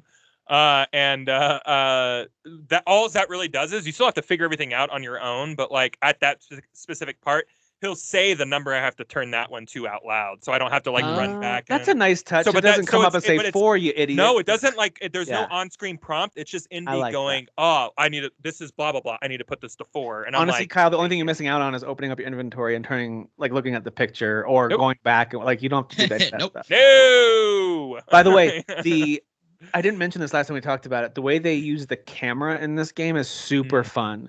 So they use that in a lot of ways. One, it's as you get to any kind of scenic moment or like a statue or something, a little icon will pop up with like a quick little sound effect. And if you pull out your camera and find what it wants you to look at, you'll get experience points that you can use to upgrade. It's like one of the only ways to get experience points. It's one of the best ways to do it. You're not getting it from beating Nazis, Other than finishing missions, that's the only other way to do it. And so, so I do that all the time. But also, when you're trying to solve a puzzle, it'll that little thing will come up, and you can take a picture of the thing for a hint, and he'll just same thing, talk out loud. So even if you don't have that turned on, you can use your camera, gives you experience points, and he'll give you like a little hint, like, hey, this is powered by water flow. I need to find the pipe that fits here. Like he'll just say out loud. I love that. What the thing is. Which, by the way, some of the puzzles are so creative. And I know we've talked about puzzles before. I've always really liked puzzles in games, but sometimes they feel like forced in there. They just shoehorned in something to make the game feel longer. But these very much feel like Indiana Jones puzzles that he's trying to solve as you're watching a movie. And it involves anything from lighting to, like you talked about, pouring the wine and then figuring out the right number. But they have some really cool audio-centric puzzles that get to later, some water-related ones later, some stuff with shining lights. It's just so well done. It makes me feel like... I haven't run into a single puzzle yet that I haven't liked. So yeah, that's good. Which is, and I'm not the puzzle guy. So like, but like I knew like everything that I know I need is like in this room. It's not like a puzzle where it's like, I don't know. I can't even think of a good example right now, but like you got to get some item from some. I don't know. It's very Uncharted. Like, Uncharted is a similar way where it's like, I get it. I have to turn a thing or you know, move a dude. Like there's just similarities like in their puzzle solving skills. Look at the picture. Oh, that's the pattern. Match the pattern over here. Yeah. Absolutely. Yeah, all of it's pretty intuitive. There's been one or two moments where, and it's usually for bonus stuff. It's never for storyline stuff or like a quest thing. It's usually like maybe you come across a safe that has a code combination, and you look around the room and you can't find. There's one or two of those where the code is actually not nearby. Usually they're there nearby. Usually it's like some note that someone wrote and says, hey, the code is today's date minus the delivery, whatever. Like usually they give you everything you need right there in the room. There's once or twice where I actually had to look it up online because I didn't feel like I just was trying to like finish things up in certain areas. Yeah. And it was like, oh yeah, that code is way over here on the, you know, you have to go to the chapel and open the Bible, and there's like someone left a secret note and you got to read that and then go back over here. So there's a few of those, but that's the only time I've ever been even slightly put off, and even then it was a big deal. Like puzzles have a pacing too, you know what I mean? Like in terms of like their solvability and how quick you are. And when I'm Nathan Drake or I'm Indiana Jones, I'm not a dummy, you know what I mean? I'm portraying a character who is good at like solving puzzles like this, and it's not their first tomb, it's not their first rodeo or whatever. And I feel like in both of those games, they're just, I don't want to say obvious enough, but like you understand the game mechanics and the world around you, that like my quickness or the pacing for me to get to the solution of a puzzle is much quicker than in other video games. Like a Resident Evil classically has like puzzles that I'm just like, oh, I have to get. They're usually so obtuse for me, you know. One side of the building, you need some key to. Yeah, I need a open blue a box clover key, but like, there's two separate keys where this has the two clover and this is the clover. Shut up! I'm just it's just too obtuse. Whereas, like again, there's a puzzle pacing to stuff like Nathan Drake and Indiana Jones where you're getting that solution quick, because like I don't want to feel dumb when I'm controlling Indy. Like I don't want to feel like I don't understand what's going on when I'm playing Indiana Jones, and I've yet to feel that way. So yeah. Usually it's very intuitive. Like maybe there's a section where you get like this wheel type device. I won't say exactly what it is, but like you get a wheel type device, and because of where you are, it was being held by someone who's long dead, and so like their hand broke off with it and it stuck to it. And so like you and this other character have this just little moment of levity where, because it's kind of disturbing. It's like, whoa. And then the other person says to Indy something like, well, that should come in handy. And then he says, you need a hand with that. And then they both kind of, and then he goes like, that's enough. Like, very Austin Powers. I love it. Yeah. it's really good. Like the writing is clever. I think the acting is very good. They did a really good job with it. I have noticed, because I think the whole first two areas, I can't think of many moments there, or even in the in-between area, that I hit anything more than a small little, I wouldn't even call it a glitch, but a small little like, oh, okay, they need to maybe polish that thing, or maybe that NPC kind of got stuck in the doorway and I had to move them. You know, like little silly things, but hardly any. I mean, I'm talking one or two, maybe, that jumped out to me. That's awesome. The third section is where I've had personally some more of the issues, but even with those things, and I'll talk about that more in a little bit, but even with those things, I think it's beautiful. It's so fun. I love the story. I love the third area. And actually, I'll talk about it now too. I hit a game-breaking bug in the third area where it's a main mission that has this whole sequence that lands you in a certain spot, and then as you're traveling through, it's very linear, and then there's a wall gap to go between at the end of this area in order to, I assume, trigger the next part of the mission. And I've checked and double checked and triple checked. I even went on YouTube and watched other people play through that section. I am supposed to be able to go through this wall gap, and I walk up to it, and just like any game that has a wall gap, in this game, it goes out to third person, and you see Indy kind of sidle sideways and then shimmy through the wall gap. That animation just isn't starting. It's just it's like I'm walking into the corner of a room and nothing's happening. And I tried jumping and ducking and like back and forth and every angle. I tried backing in. I tried like all the things I could do to like get this thing to trigger. It won't trigger. I even downloaded on the Xbox, tried it. Same thing. It's just stuck. So even with that, because that's annoying and I'm stuck. I can't progress in the game. The only way it turns out I can progress is if I somehow if I can find it, a save file to roll back far enough. What I did was I fast traveled and it caused a glitch. So like later in the game, you can fast travel back to previous areas to go pick up all the collectibles and finish missions you didn't do. I did that right before I started the final mission of the third area, because I wasn't sure like, hey, will this final mission send me into a series of missions to end the game? I kind of wanted to do I kind of wanted to do stuff. So I started fast traveling right as I was starting that final mission. I think I might have done the first part of it where you talk to somebody and they tell you where to go. Apparently doing that and then fast traveling causes this bug for people. Well, if a lot of other people are having, we're talking about like hours of gameplay that I have to like roll back. So the good news is they'll probably fix that quick if a lot of people are having this problem. Because how many people do you think also hit that like, a perceived point of no return and go, I'm going to go back and collect everything? Everybody? I mean, that's probably a pretty common, way to me. I look at it and it feels to me simple enough, and I'm sure it's not as like, hey, go to that element of the game where that wall gap is looking for the system is looking for something to trigger that animation to have you sidle through.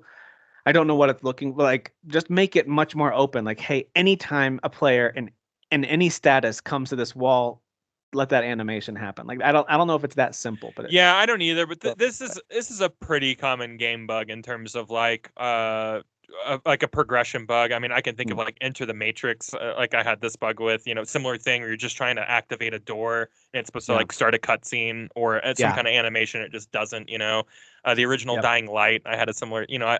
This is sad. So that's why I have a lot of optimism that it's probably going to get fixed. It's all in this third area. The third area, again, gorgeous. But that's the area that I've noticed the most things, even visually, as pretty as the game is. You're traversing in a different way in the third area. And because it's a little faster, things like I'm seeing greenery pop in, and as I hadn't seen before. And I even tried to lower my settings on my PC a little bit to try, it's just a lot of things popping in and like loading. So just that part. I didn't. In the other parts of the game, it's so pretty, and there's no pop in, and it's working great. So something about this third area feels like the polish maybe wasn't quite. They weren't able to get to it. So a little bit of technical things. There's a few other people who have had similar game progression ending bugs because like they can't climb this vine they're supposed to be able to climb, and the climb is just not triggering when you touch it for some reason, or a ladder or what. I've actually seen a number of these during these final set of missions. So I'm with you. I'm feeling really optimistic that they're going to fix it.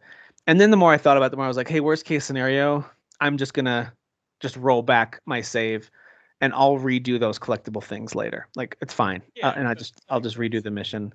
But it's so good. The story's so fun. I'm having a blast with it. I should be finished with it by now, because I would have finished it, I think, yesterday or maybe this morning, but got stuck on the wall. Thanks, Todd Howard. I thought it just worked.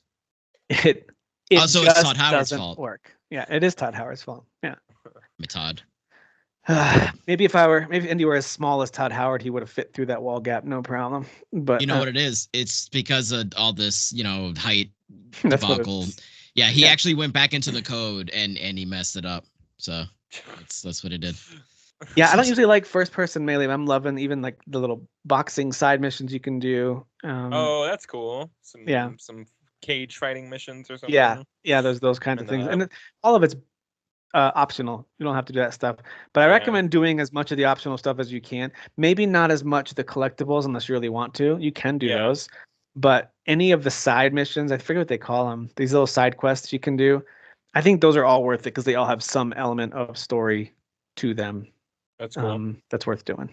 So, yeah, man, good job, Machine Games. You guys crushed it with this game. Give them another cool IP, please. Technical fixes in the back end would be great, but otherwise, it's awesome. It's really great. And it says a lot about a game that I could hit a legitimately game. I know, yeah. And I still love it. I'm like, what up? Fix it. I love this. Because like there have been plenty of times where I've like hit a game breaking bug, and I'm like, this not only ruined my life, but this now is the worst game ever made. You know, like it is easy to go down that road of like hate and despair and stuff like that. So yeah, I agree completely. Yep. So anyway, anything else, Kyle, that Indy's going to be your main one, you think? That's all. Yeah, that's all the stuff I'm playing. Indy's going to be my name one, and then Neva. Those are going to be the two. I'll say this: when you get to the third area, don't fast travel until you just complete the game. I'm just going to wrap her up. Yeah. When you get towards the end of the second area, maybe then wrap up everything you want to wrap up. Go back to the Vatican if you want. Do those 2 areas. Then I think that might truly save you from any kind of issues like that. Yeah. So anyway. That's good. So yeah, for me, wait, did I skip anything from either of you on stuff you're playing? Okay. No. So yeah, also Indy, I'm at the end of it pretty much. Looking forward to wrapping that game up. I keep checking. You can tell that I want to play this game and I love it because I keep checking to see, is there an update yet? As soon as I see an update, I'm not even gonna read the patch notes. I'm just gonna quickly assume that it's fixed. Jump in. Yeah. So yeah, Indy has been up there. I also, on the same Xbox Game Pass app, installed 9 Souls and started playing that a little bit. Oh, thank you. I did play this too. Yeah, but you talk about it and I'll just chime in a little. So Dan played it originally and was telling us how cool it was. This was like last year, I think. It was just the demo too, so. Yeah. So it's out now. It's on Game Pass. I think it came out this fall. And it's on Game Pass. So this is a side-scrolling, you could call it a Souls-like because of certain gameplay elements that are in there. You know, like the idea that if you die, you go back to that spot to get your experience and money, whatever you lost. The way you upgrade, the way you level up, the way you rest to regain your heal uses in order to. And if you do that, all the enemies respawn except for the bosses. So in those ways, it is very much a Souls-like for sure. But yeah, it's definitely got action platforming elements to it that I think are pretty fun. I think they give you some really cool powers. So when you successfully parry, you build up this talisman ability, and you start over time, you get additional talismans that you can install, basically. And so it could be anything from you dash through them and put it's kind of like putting a grenade on them. And then you can kind of just do this, like he does like this almost kung fu style pose, and they blow up behind him, or at least take a lot of damage behind him. And over time you get additional ways that works, like maybe it'll freeze time or like freeze an enemy or something like that. So, but anyway, I really dig the way the combat feels. I think it's really fluid. It makes a lot of sense. I like the parry and the dodge and all that stuff. I think it feels really good. I just got an ability where you can do this kind of spin jump on top of things that turn green, whether it's items or sometimes enemies will do an unblockable attack, but they'll also have this green outline on them that appears really briefly, and you can jump over them and stun them with this kind of spin jump move they give you. So all these cool little things they're adding in. I think it's really neat. Also, the setting is not what I thought it was. So like I thought I knew the setting. The opening there's told like me what I thought the setting was. Techie stuff going on. Super sci-fi. Yeah, but it showcases itself as like this feudal Japan, but with anthropomorphic animal. Main character, and then things get super sci-fi. And I was things like, get really weird at first, as like these villagers have some kind of weird. It seems like maybe religion or ritual, and it's like, this is maybe sacrificing people. Should they be doing this? I don't know if they think they're going somewhere special. That doesn't look great. Sacrificing usually bad. Sacrificing tends to be not usually great. Bad. Usually bad. But then it definitely goes into, and you've got your character who you're controlling, of course, has a very mysterious background, motivation. All these things are being referenced about something that happened that caused you to be ostracized or exiled, or I don't know exactly what happened with the main character yet, but you've got this AI support person that's trying to help you. But anyway, you eventually get to this area that's sort of like your hub, where now you got a bunch of upgrades. There's where a lot of NPCs that you help, it seems like, are going to show up there to talk to you, so you can like have a good hub. Do your shopping, do your upgrades. So as soon as I got to that section and upgraded a few things, then I thought I was just gonna kind of do a little like thin slice of this game. What we used to call that? A hefty? No, what do we call that? A chunky. A chunky slice. Yeah. I thought I was gonna play a little chunky slice of this game, did a little bit, and then get out of there. But once I got to that, I was like, oh crap, I really like this a lot. Like, man. I had a very quick click with that game as well. Yeah. What like does it remind you of anything, Kyle? Does it feel kind of new or like? Oh my gosh, there was another like side-scrolling anthropomorphic game that came out like a long time ago on 360, like during the arcade of summer, and I can't remember what it was called, but it reminds me a lot of that. Like really slick art style, great combat. I think you said anthropomorphic also? I think I know which one you're talking about. Yeah, God, I don't even know if I'd recognize. Was it like a wolf? Was the main character wolf? I think it was like a wolf, yeah. I think I platinumed that game on the PlayStation, actually. I can't remember what it was called. I got a review copy of that game though. All right, well, if you figured out, tell me the vibes I'm getting with the combat, the way you parry, the way you dash, and then the way that there are some really cool platforming abilities that you get to unlock. I'm actually getting somewhat vibes of even that recent Prince of Persia game, The Lost Crown. Oh, cool. Yeah, I can see that. How smooth the combat is with the way there's lots of secrets too. I just started randomly swiping at walls. I'm like, wait, there's a treasure chest back here. So like it's got lots of secrets too. Like they put a lot of time and care into this game. And like you said, the visuals are I love so good. It's so insane how good this game looks. Yeah. I also thought it might be kind of humorous a little bit. Like you're kind of this over serious samurai cat. I thought it'd be like one of those tongue in cheek with like, but no, it's a pretty serious game. It's pretty violent. So was it Dust and Elysian Tale? It's Dust Elysian Tale. Yeah, I remember platinum. I heard that game was great. I never played it. Was that Vanillaware? It's so good. No, not but Vanillaware. It was an indie studio. It's got a really sharp art style though. Like it's not unlike this one. It makes me think of a Vanillaware. A little more cutesy. This one's like a little more stylized. And cool. That one a little more cutesy, but yeah, I did like that game. Just I don't know, maybe all anamorphic games are the same to me apparently. So they're all the same. These are all just Crash Bandicoot. That's all this is. Basically. There you go. There's the Crash Bandicoot. There it is, Gaston. I got you, buddy. Gaston. Humble Hearts is the developer, so I think it's just a little indie studio. Yeah. Humble Hearts. Yeah, I was just looking at a game on Steam today that was made by them. So now that I know that they were made by them, I'll have to go back and be like, oh, I know the studio. It gives you something else to buy on Steam. Dan, you're gonna have a huge. Dan's getting. You're gonna get such a big bill. But the good news is he's got the Santa outfit on. He's feeling very generous. Yeah, I'm so generous, so jolly and generous. By the way, side note about Santa, we took the family to this local. I think it was like one of our local Catholic churches was doing some sort of festival of lights thing on their big campus that they have there. So anyway, it was very nice. They had s'mores and hot chocolate, and families could come and whatever. So there's lots of lights and stuff happening. We took the kids. We were very festive, and it was like packed, hundreds of cars trying to get in. Wow. So it was one of those crazy things too. So anyway, so we go there. We get into this space where you can also meet Santa, get pictures of Santa. Thankfully, our two little ones weren't freaked out by him. Like all the kids in front of us started bawling their eyes out when they got up to this Santa.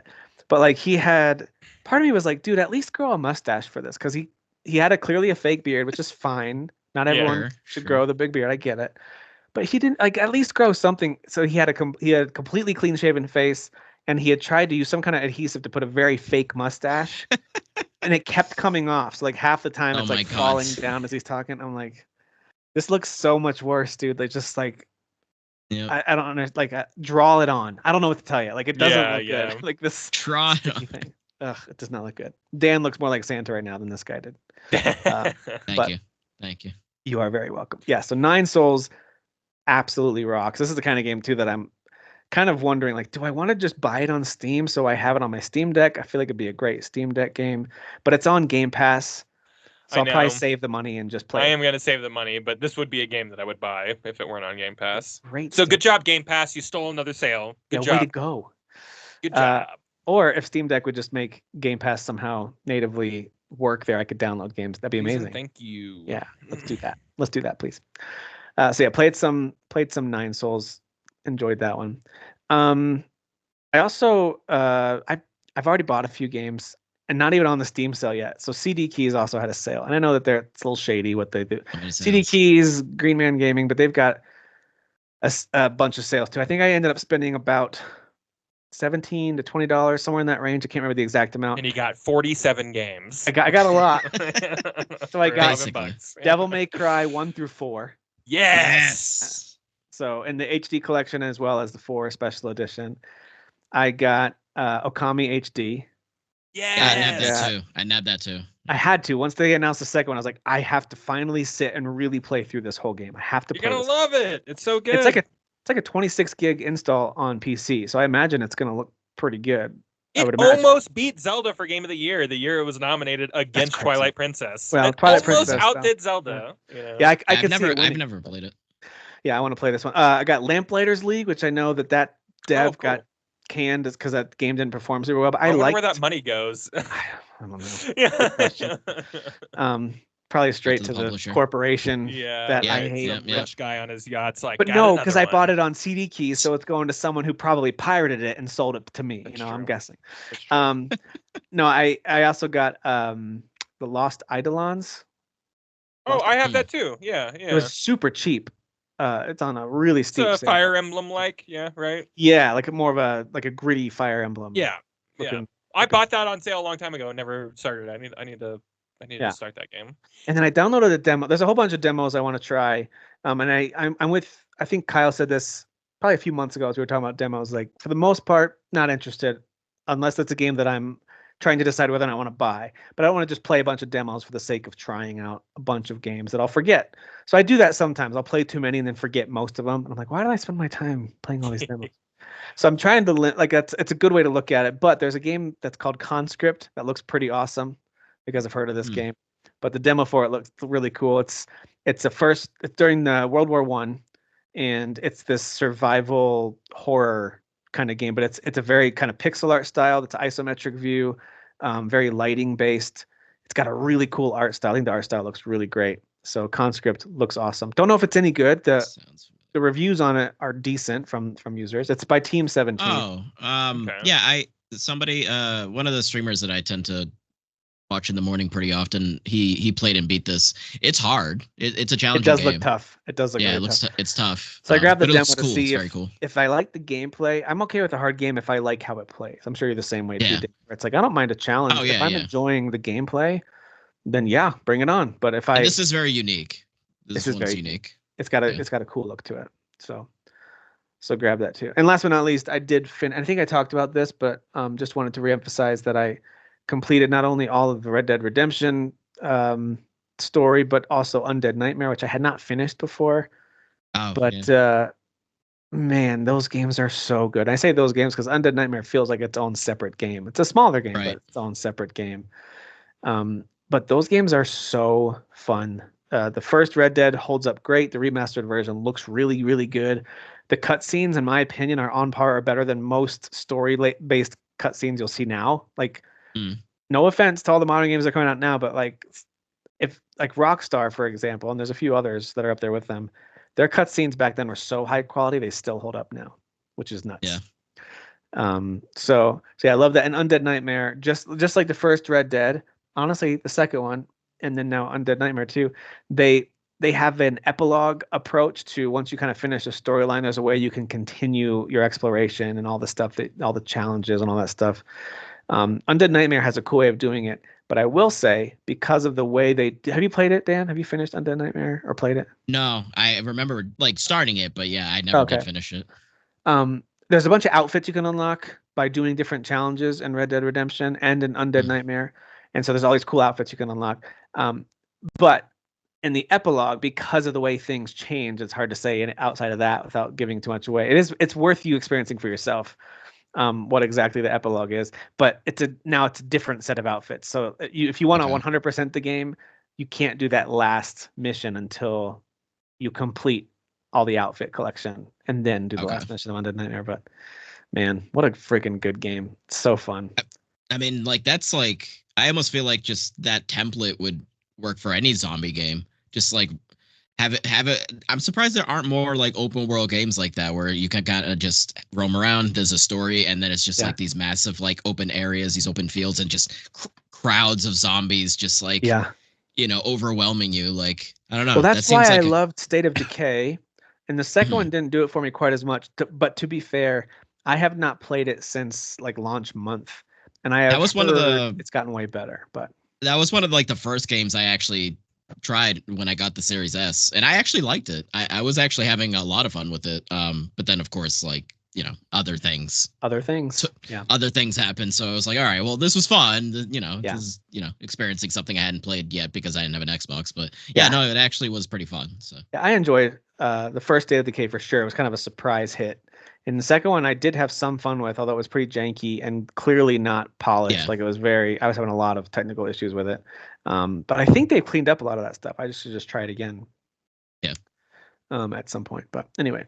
So yeah, those are and as far as like what I'm planning on playing, I do want to finish Indie. I'm pretty close to the end of it. So I want to play that. And I want to dive into Okami as well as Red Dead Redemption 2. Those are two games that I know are older, but I want to replay RDR2 and I want to finally play Okami. So I want to do both of those.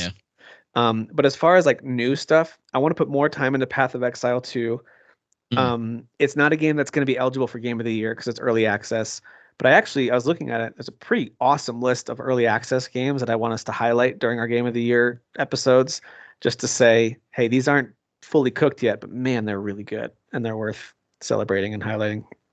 So I do want to play a little bit more of that one. What are we going to call that category? We should call it interesting, but still cooking.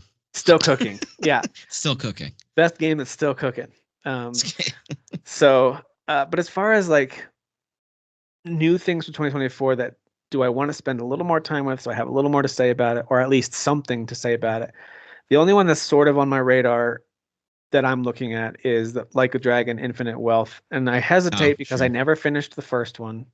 And I know I don't have time to go back. And I have the first one, but I don't have time to go back, play through all of that, and then jump into this one and play enough of that before we start recording this. So part of me is also like, okay, is this one of those exceptions where I'm willing to just watch a summary of the story of the first game and jump into the second one and try? Because the second one's on sale right now for like 30, 35 maybe. Infinite Wealth is on sale. So I don't know. I haven't really decided yet, but. Yeah. Well, I mean, I'd say it's especially tricky, and I know I'm more OCD about this than you guys are. Yeah. There's like 8 other games or 6 other games prior to that. Technically, that's all part of the lore. True. That leads it, and I've not played any of them. No, I played about 4 or 5 hours of Like a Dragon that year when it came out, and I really liked it. And I didn't feel like I don't get this. I don't understand. Like I didn't feel that way. Yeah. But I do know, even from the trailers of this one, that you've got some of the classic characters coming back. Hero, like I know there's elements of this that do tie in. So I don't know. I don't know if it's even worth having like a story summary so I can play Infinite Wealth. I'm sure someone has a video of that. Like watch this before you play Infinite Wealth. I'm sure there is. Yeah. So that's the only one I'm kind of still considering. And I know Kyle had to step away, but like mainly just for Kyle's sake, because it's another year. Another couple of entries from this incredible studio that keeps putting out high quality games that really only Kyle spends a lot of time playing. He's the main cheerleader of it for sure. I want to get to the Yakuza games. They definitely look like something that would be like I would enjoy very much. It's just I haven't found that like window of time where I'm like I'm gonna like get a good chunk of stream going through all those games. I don't know. It's tough because it's like I mean yes, but also like they're long, so it's like am I gonna get stuck playing those for a while and then I'm not? And would it feel like too much back to back to back to back of the same kind of game and storyline? And to me, it might be something that'd be easier to get through on my own time because I can kind of just like go through it at a more steady pace. Because streaming is like, everybody's different with streaming, but I definitely am a bit of a yapper. So I'm with you.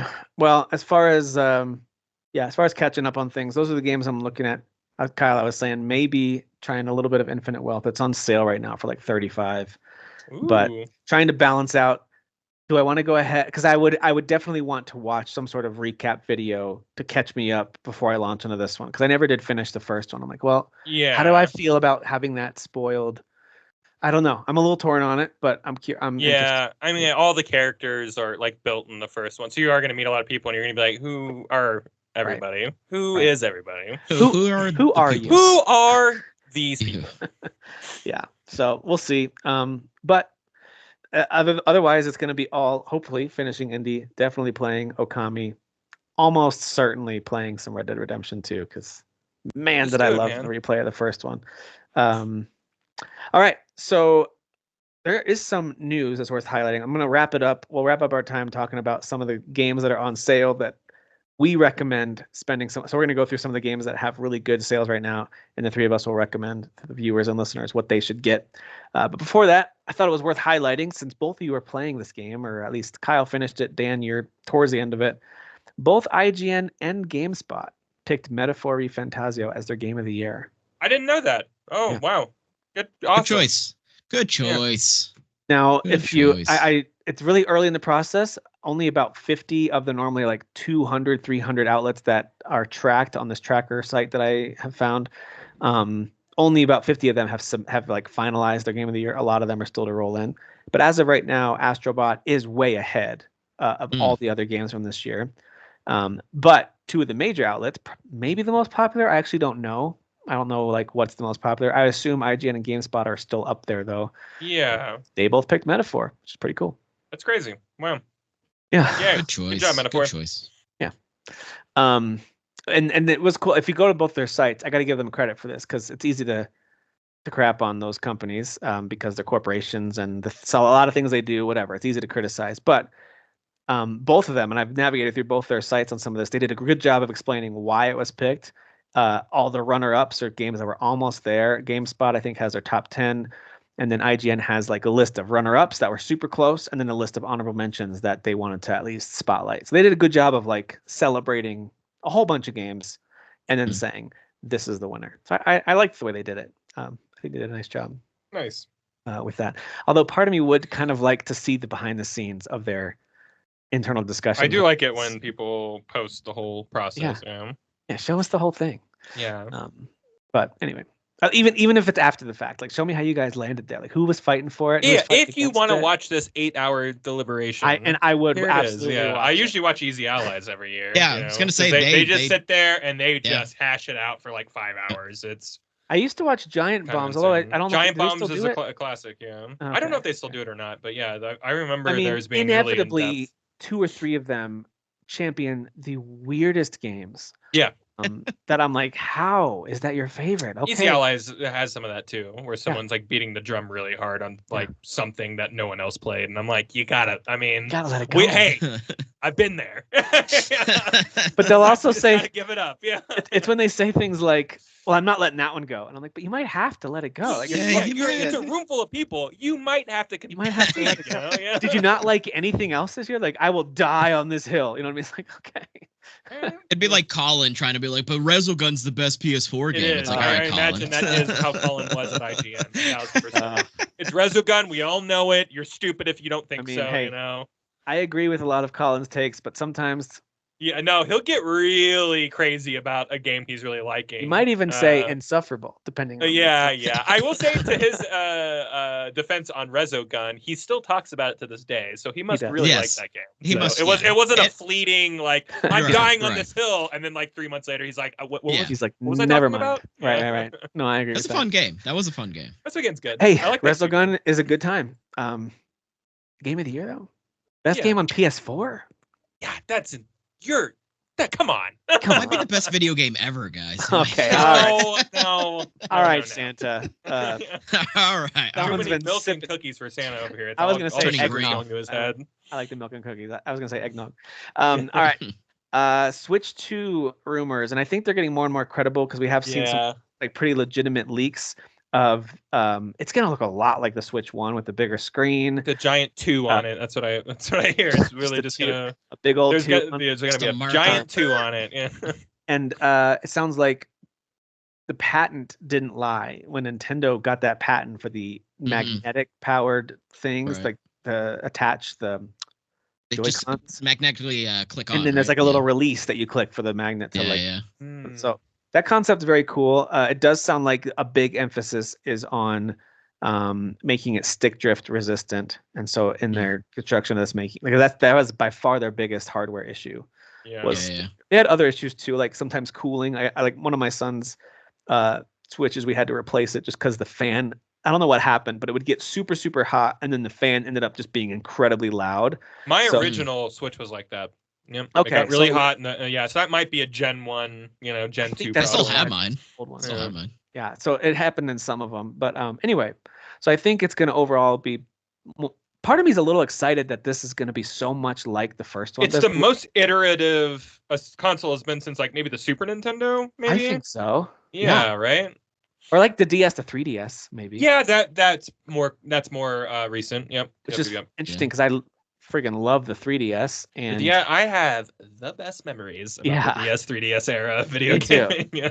And everything was seamless. Like everything you had on DS worked on 3DS. And that's what it sounds like here too. Like anything you own right now, digital, cart, whatever, it will absolutely play on the Switch 2. So that's right. The real question though is how are the cartridges for the Switch 2 going to taste? Yeah. How are those going to taste? That's the first thing I'm going to do is just start chomping, start licking. That's how I'll get lead poisoning. Yeah. That's cool. Now, Kyle, I don't know if you're confused about my statement. I don't know if you recall the whole. I do. Yeah. No, okay. I remember they were designed to taste bad or something like that. Because if they don't taste bad enough, my kids aren't touching this. They'll immediately choke to death because they always eat their video games. Yeah. Right. My 18-year-old son will not stop eating these damn cartridges. Yeah.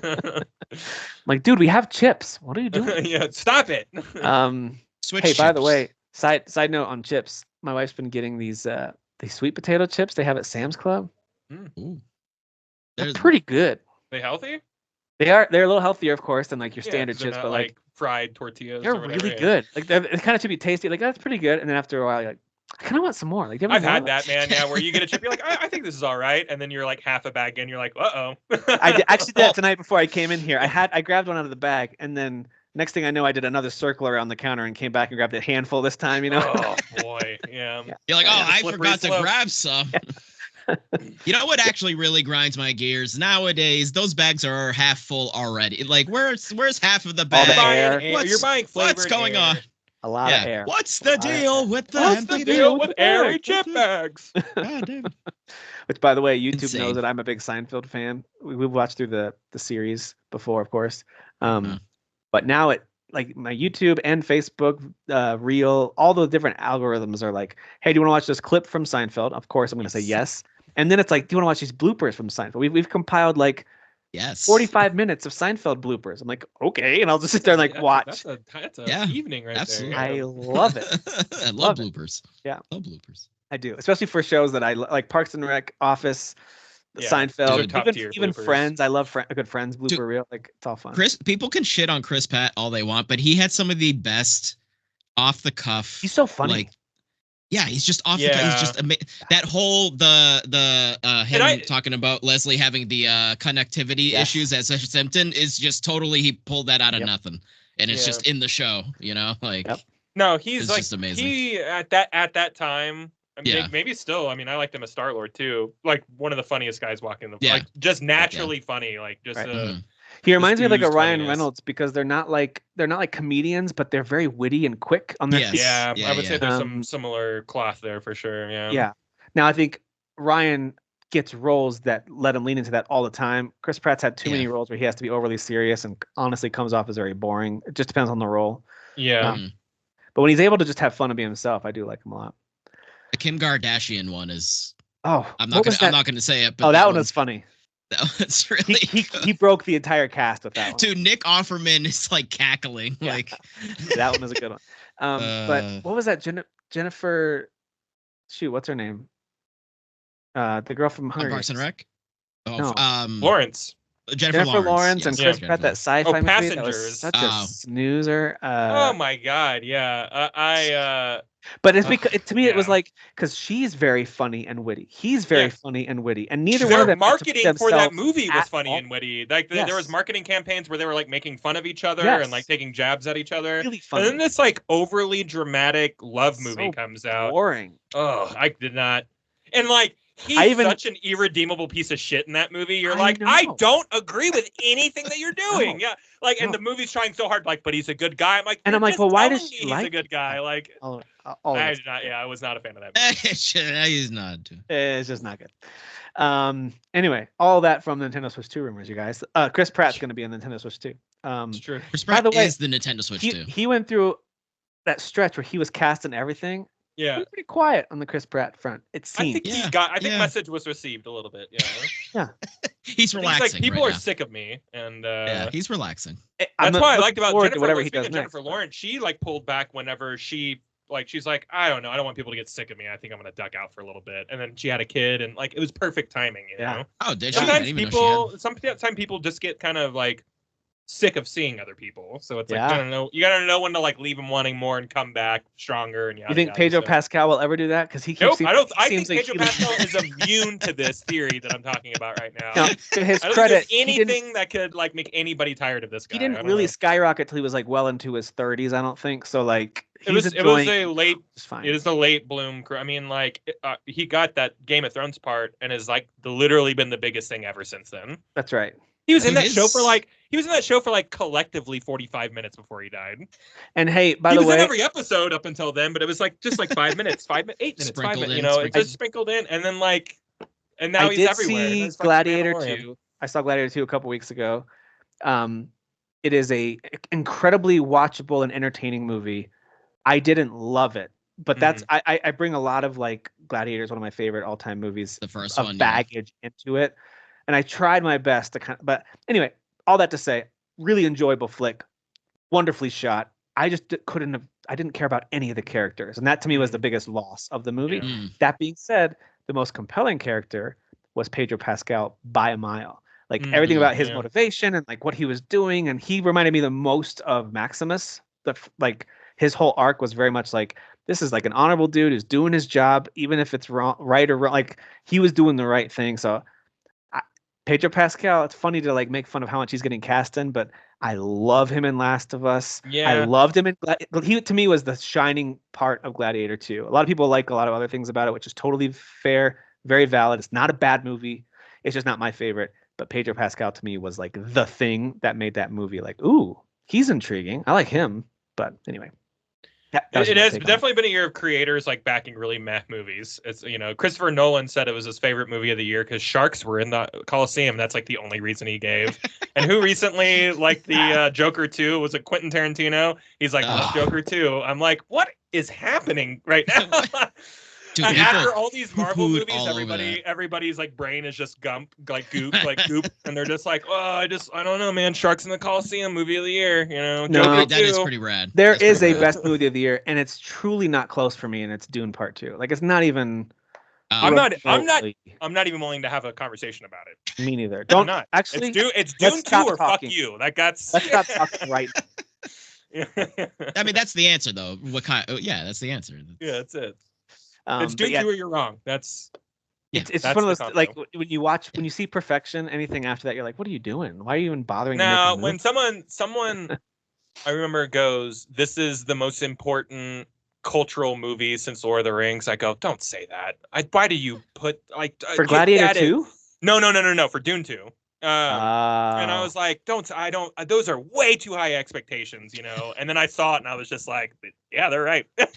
I mean, it is the most like hugest blockbuster fantasy type movie, that's like, I mean, we'll be talking about this movie for the rest of our lives, and the way that it's shot, like it'll never age. It's just insane. It's insane. As people were comparing it to Empire Strikes Back, I was rolling my eyes so hard, like, I'm going to hate this. Why are they doing this to me? And then I watched it and I was like, oh yeah, that's up there with Empire Strikes Back as maybe the best sci-fi movie ever. That's incredible. Dude, especially in those last like 20 minutes, like, holy shit balls. Yeah. Like, what is, like, my God. Yeah. Yeah. So Dune anyway. is going to be awesome. And by the way, is the show out now or coming out? The last episode of this season is wrapping up this week, tomorrow, Sunday. Okay. Response to that generally pretty good. The reviews from reviewers have been bad. It has been consistently the most watched thing on HBO since it started. So the audience is people enjoying are it. loving it, and reviewers are like, so whatever. It got a season 2, so got a season 2. That's all I care about. It is not art house like Dune is, like the movies. It is like I don't know. It's just a sci-fi TV show. It's like, it feels like of similar quality of like The Expanse in terms of like its set design and how much money was put into it and stuff like that. So it's good. If people want to watch it, they'll be reminded very quickly that is a universe, not a planet with sand on it. Like the whole thing isn't just Dune. Like, it's cool. I don't know, man. It's cool. I like that they're showing other planets and other cultures and other things and other ways that people are living and interacting in those worlds and stuff like that. It's just a little slow sometimes. Yeah. Does it feed off the books at all? Or is it completely just a bit? Pulling Yeah, out a bit. Okay. Yeah, it's probably more of Frank Herbert's son's stuff, which he kind of handled all the prequel stuff. But this takes 10,000 years before the actual first movie starts. Okay. It is the beginning of the Bene Gesserit. Like right now, it is the Bene Gesserit, but they don't even call themselves that right now. It's like the beginning years of that. Yeah, cool. It's cool. Yeah, it's a good time. A lot of world building. Very cool. Yeah. And I might give that a try because Travis Fimmel from Vikings, who played Ragnar, is like one of the main characters, and I couldn't tell you if he's a good guy or a bad guy. Well, I'm 5 episodes in, and I have no idea if he's a good guy. Or morally gray. Yep. Morally gray. Yep. He was also in the failed attempt at making Warcraft in a movie. If that movie took off, he would be the biggest leading man in the entire world. But what sucks for him is that it's not like he did a bad job, and it wasn't his fault. Like the movie just wasn't well written or made. But yeah, he kind of disappeared after. Like that was right after Vikings. He showed up in Raised by Wolves, another HBO like sci-fi show, but that got canceled after 2 seasons. He's kind of peppered in here and there, but just like hasn't found his footing post Vikings for whatever reason. Yeah. So great actor though. He's so good.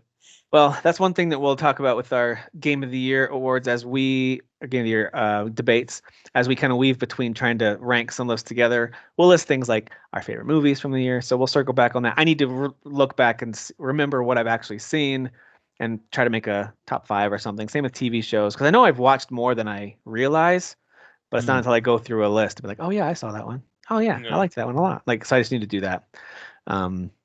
But anyway, so we'll do that here in a couple weeks. All right, Stalker 2. I just thought I'd mention this because I was not super kind on my take with Stalker 2. So if you love it, that's totally fine. But it is cool that they're continuing to fix and work on that. They have an update that just went live that has over 1,800 fixes. Oh, that's it? Yeah, they're fixing it quicker than Cyberpunk fixed itself. That's crazy. That's crazy for 2 reasons. So one, they released a game that needed 1,800 fixes. Like that's you could look at it that way. But on the optimistic side, they're on top of this thing, man. Like they are. Yeah. They care about it and they want it to be really, really good. So I think that's great. Helldivers 2 is getting a Killzone crossover event, which actually fits pretty well. I think it's mostly cosmetics. I think it's stuff you can purchase, but I could be wrong. That's happening on December 23rd.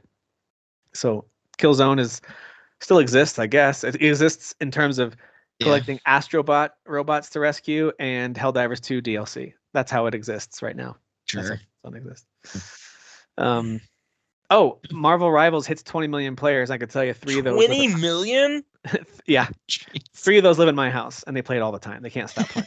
20 million? I was shocked when it was 9 million last week or the other week. I was like, oh my God. Yeah, someone mentioned to me like, I saw that you're on there playing Marvel Rivals a lot. And I was like, I have yet to play one round, but one of my kids is using Nestor Funk, which is my handle, my username on there. So like Nestor Funk's logged in playing Marvel Rivals a lot. So your end of the year stats are gonna get skewed. It's gonna get skewed. Like, this guy was especially because I've used my Xbox like 5 times for gaming, maybe. You know what I mean? Like it's mostly been used for entertainment or for my kids to play something. I've very rarely used my Xbox. But anyway, 20 million players. Like I don't even know how to put that into context, but that is an incredibly successful game. People are going to take the wrong lesson from this. Look, we can still do free to play games. Sure, right. Yeah. Like some executive. Let's start making one now to come out in 4 years. We'll start making it now. It'll come out in 4 years. This will absolutely, still be vacant, of a place to make games into. And no. This is not great. I mean, it's great for Marvel Rivals, but people will take the wrong message from this. Yeah, they're not going to see make one Marvel. Sony is going to go reboot Concord, baby. Bring Concord back. Someone is going to make a DC version and try to make it the same. Call it like DC Nemesis or DC Allies or something. Yeah, I like that. That's DC Allies. They're going to do the exact same thing. Yeah, at some point. But yeah, no, my kids it's are gonna be Snack. Zack Snyder is gonna be the director of that game too. Yeah, absolutely. You heard it here, Kyle. Yeah. But it's one of those things that I have more like warm and fuzzy feelings toward this game than I do pretty much most other free to play like Predatory whatever. Nothing but good things about the way that they handle their microtransactions. Well, and also so it's really hard to be mad at it. Yeah, my three sons are actually like gaming together, laughing, talking, yelling from the other room to the other one to do like together. I like that. That reminds me of being a kid growing up. And of course, with my brother and I, it was mostly one of us holds each of the Super Nintendo or N64 controllers as we like. Usually it was that, but yeah. So I like it for that all my kids are really enjoying it, and it does look like fun. I've watched them play a whole bunch of rounds. Like this does look fun. I have no interest in playing it, but it does look like a lot of fun. I'm glad they're having fun with it. So, and I say that without any sarcasm or resentment. Yeah, that's the way to do a free-to-play game. I mean, Fortnite's the same. You literally just could play the game and not spend a single dime. But they have nailed the way that they like churn out their ways to make money. They've nailed it. Yeah, and like you can interact with that or you can not, and you're still either going to play it or you're it's just I don't know. I think that it's perfect the way that they have that set up. Totally agree. Oh, by the way, I'm watching a lot of college football right now because the football playoff is going on. But this first round of games has been brought to us by OG Fortnite, and they have said it like 1,000 times. Sure. Welcome back to the OG Fortnite halftime report. I'm like, what? We're trying to get college kids to play our video game. I mean, usually it'll say like a huge corporate, like brought to you by Microsoft, brought to you by like it'll say like some big company or something like that. But brought to you by Games. Lexus. But no, it doesn't say Epic Games. It literally has the giant yellow OG. And I'm just like, they know what they're doing though, because you say OG, you know what that means. Fortnite, you're like, oh, they brought back the classic Fortnite, so it's just there. It's which to me means they brought back the zombies wave-based base building thing when they say OG Fortnite, but I guess that's not what they mean by that. No, they mean like what the multiplayer, they mean the battle royale version of like when Fortnite started. Like it was just more simple and like straightforward to compare it to now. Like there's like way more going on, so. Right. I think people just like that classic feel, so it's just there. You could just be like, "I'm playing OG Fortnite" instead of the new fancy base building wave-based Fortnite, please. I love that. The single player or co-op thing, right? Yeah, the co-op one. But then did they copy PUBG? Did Fortnite copy PUBG? Yeah. So when Fortnite came out, it was just a base building survival game. So you like punched trees, you built a base, a wave would come at you at night of zombies, you'd survive it. The next day, you would like build up whatever got broken. Maybe add more defenses and turrets and stuff like that. Then they saw what PUBG did, literally stole the entire idea from it. Like not even trying to hide it. There were lawsuits and stuff too. And then just made a better version of that. And literally everybody left PUBG to go play Fortnite. And then Fortnite became the biggest thing ever. Because then they started getting character deals and John Wick deals and TMNT deals and bop. That became, now it's a multiverse game. I mean, now like every character that has ever been famous has been in that game. It's true. Good for it. I'm not gonna play it, but good for it. Good for it's a lot of money. All right. Elden Ring Night Rain, which we talked about a little bit already. We've gotten some clarity on what this is. It is absolutely a different take on what FromSoft usually makes. We've talked about this a little bit. Preset characters. It is meant to be played as a team of 3, although you can play it solo. And then when they asked for clarity on that, because the way that was worded was strange, they confirmed you can't play with just 2 people. I did hear this, yeah. Right. Weird. Now. Yeah. So if I want to play with my buddy who's going to just carry me through this whole game, we have to play with some strange weirdo? Yes. Yeah. Great. And it can't be a normal person. It can't be someone you know. It has to be a strange weirdo. Yeah, it has to be a strange weirdo. And they have to be in chat with you. That's right. Yeah. Hey, guys. Yeah, so... And he breathes like... he keeps breathing into the mic. You like Elden Ring? Or he has a nose whistle, and then you guys. Chewing directly into the mic too. Chips. You guys, you like FromSoft? I love FromSoft. I love FromSoft. Did you guys play Armored Core? That was really hard. Yeah. So Night Rain. I'm still in. This sounds good. Yeah, they said it's gonna, the enemy health pool, it sounds like, is gonna be the main thing that scales depending on if you're going solo or if you have a full team. That makes sense. I do like that you can go solo. So to what degree I can, I'm gonna give this a try to see how it feels. If I like it, if it kind of clicks, I'm like, hey, there's enough here that I love about Elden Ring, one of my favorite games ever. But there's also like, hey, I kind of want to experience this thing. Then I could see myself trying to see if anyone else wants to play. I do hope there is still a similar level of adventuring and exploring. I know that like it sounds a little more bossy, but it does sound like there's areas that they're stitching together that kind of like randomly roll, and like maybe there's still opportunities for nooks and crannies. I'm curious what the progression feels like too. Think about FromSoft games. A big part of that is you're getting stronger, you're getting better, you're getting a new weapon. Like you're improving. There's improvement that you can see and feel. What does that look like? Yeah, I don't know. Yeah, is it truly just this is your loadout, see how far you can get, and then try again? It's preset characters, right? It's preset, right? Yeah, it's preset. So what does that look like? Does that mean that your save of that character you have added to their stats or their gear or a new move you've unlocked? I don't know. Or is it nothing? Is it what you see is what you get? It'll be interesting to see how because they are so good at progression. Games like Sekiro, Elden Ring, all these games, like the feeling of progression is a huge part of what pulls you along in those games, if not the main part of what pulls you along. So anyway, last but not least, this won't be a surprise to either of you, I don't think. Windows Central executive editor, I think his name is Jez Corden. I think that's how you say the name or her name. Sure. Anyway, his name. So he says that Xbox won't have exclusives going forward. Everything is timed exclusive at most. If some games are exclusive, it's going to be incidental at best. The case-by-case argument is by and large going to be multi-platform timed with maybe a few outliers.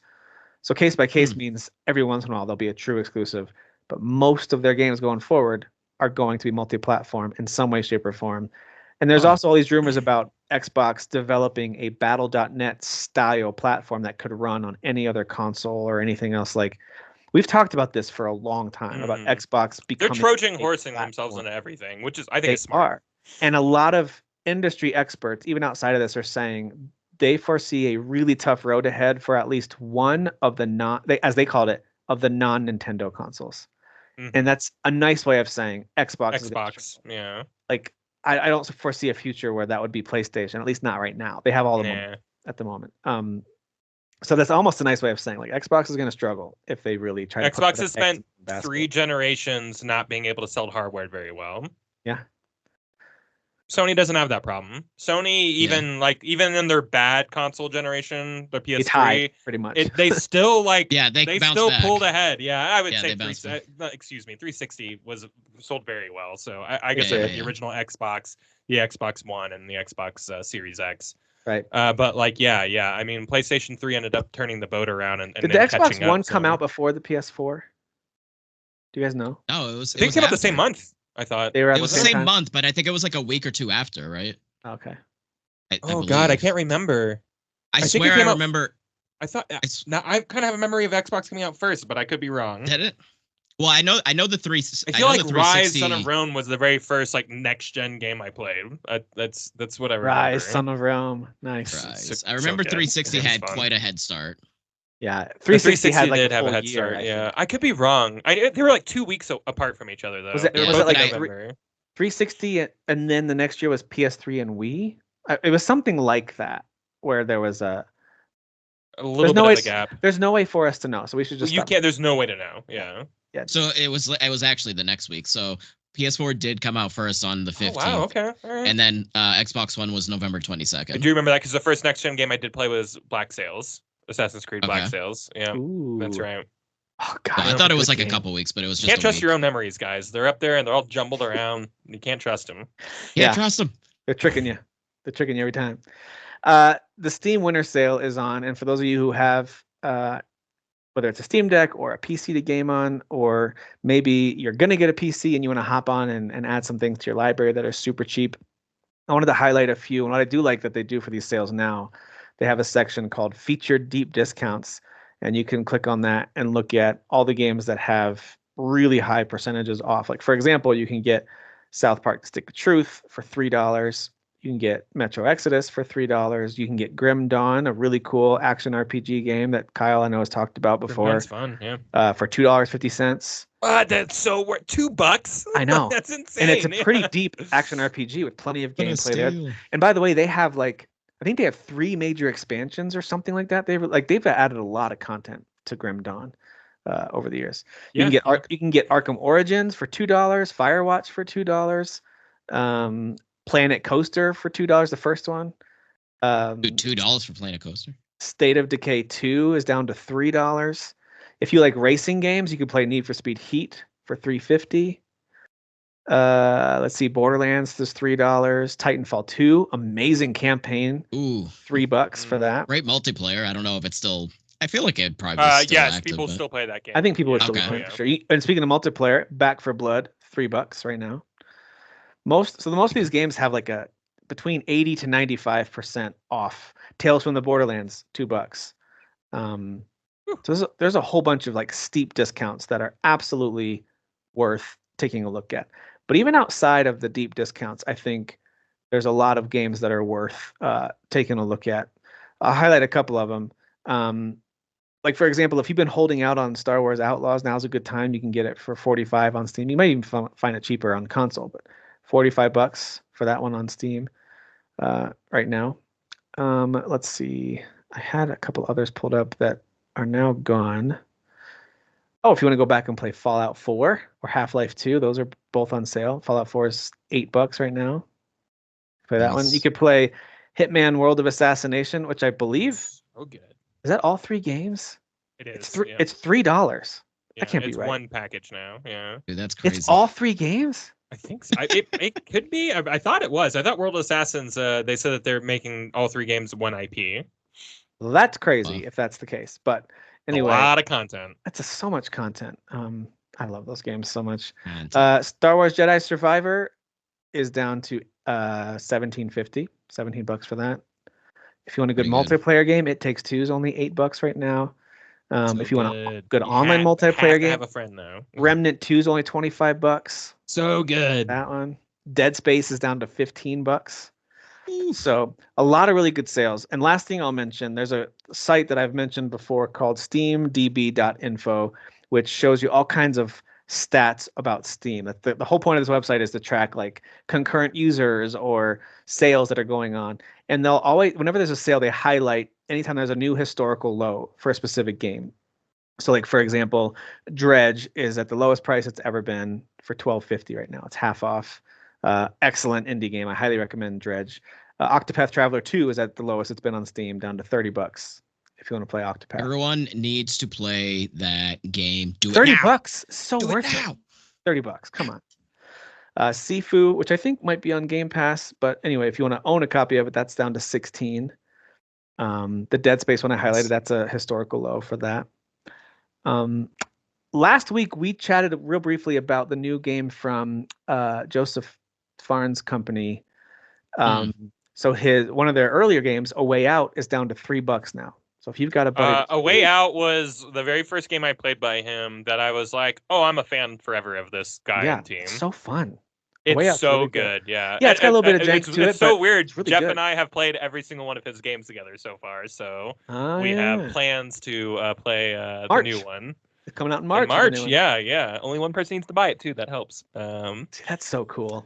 So I remember playing A Way Out and just being like, this is it. Like, this is like peak co-op gaming, like I just love it, And it was another game where you forget that everything you do in that game is different than the last thing you did. Sure, you're always a guy doing something, but like how you interact with the game world is always different. You never do the same thing twice.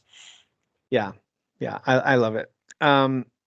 One other one I'll highlight is Grand Blue Fantasy Relink, which you guys have talked about on this podcast before. That's down to $30, 50% off. So it's so good at that price, yeah. And it's mostly an end game type of game. So it's like once you beat the game, it then turns into Monster Hunter.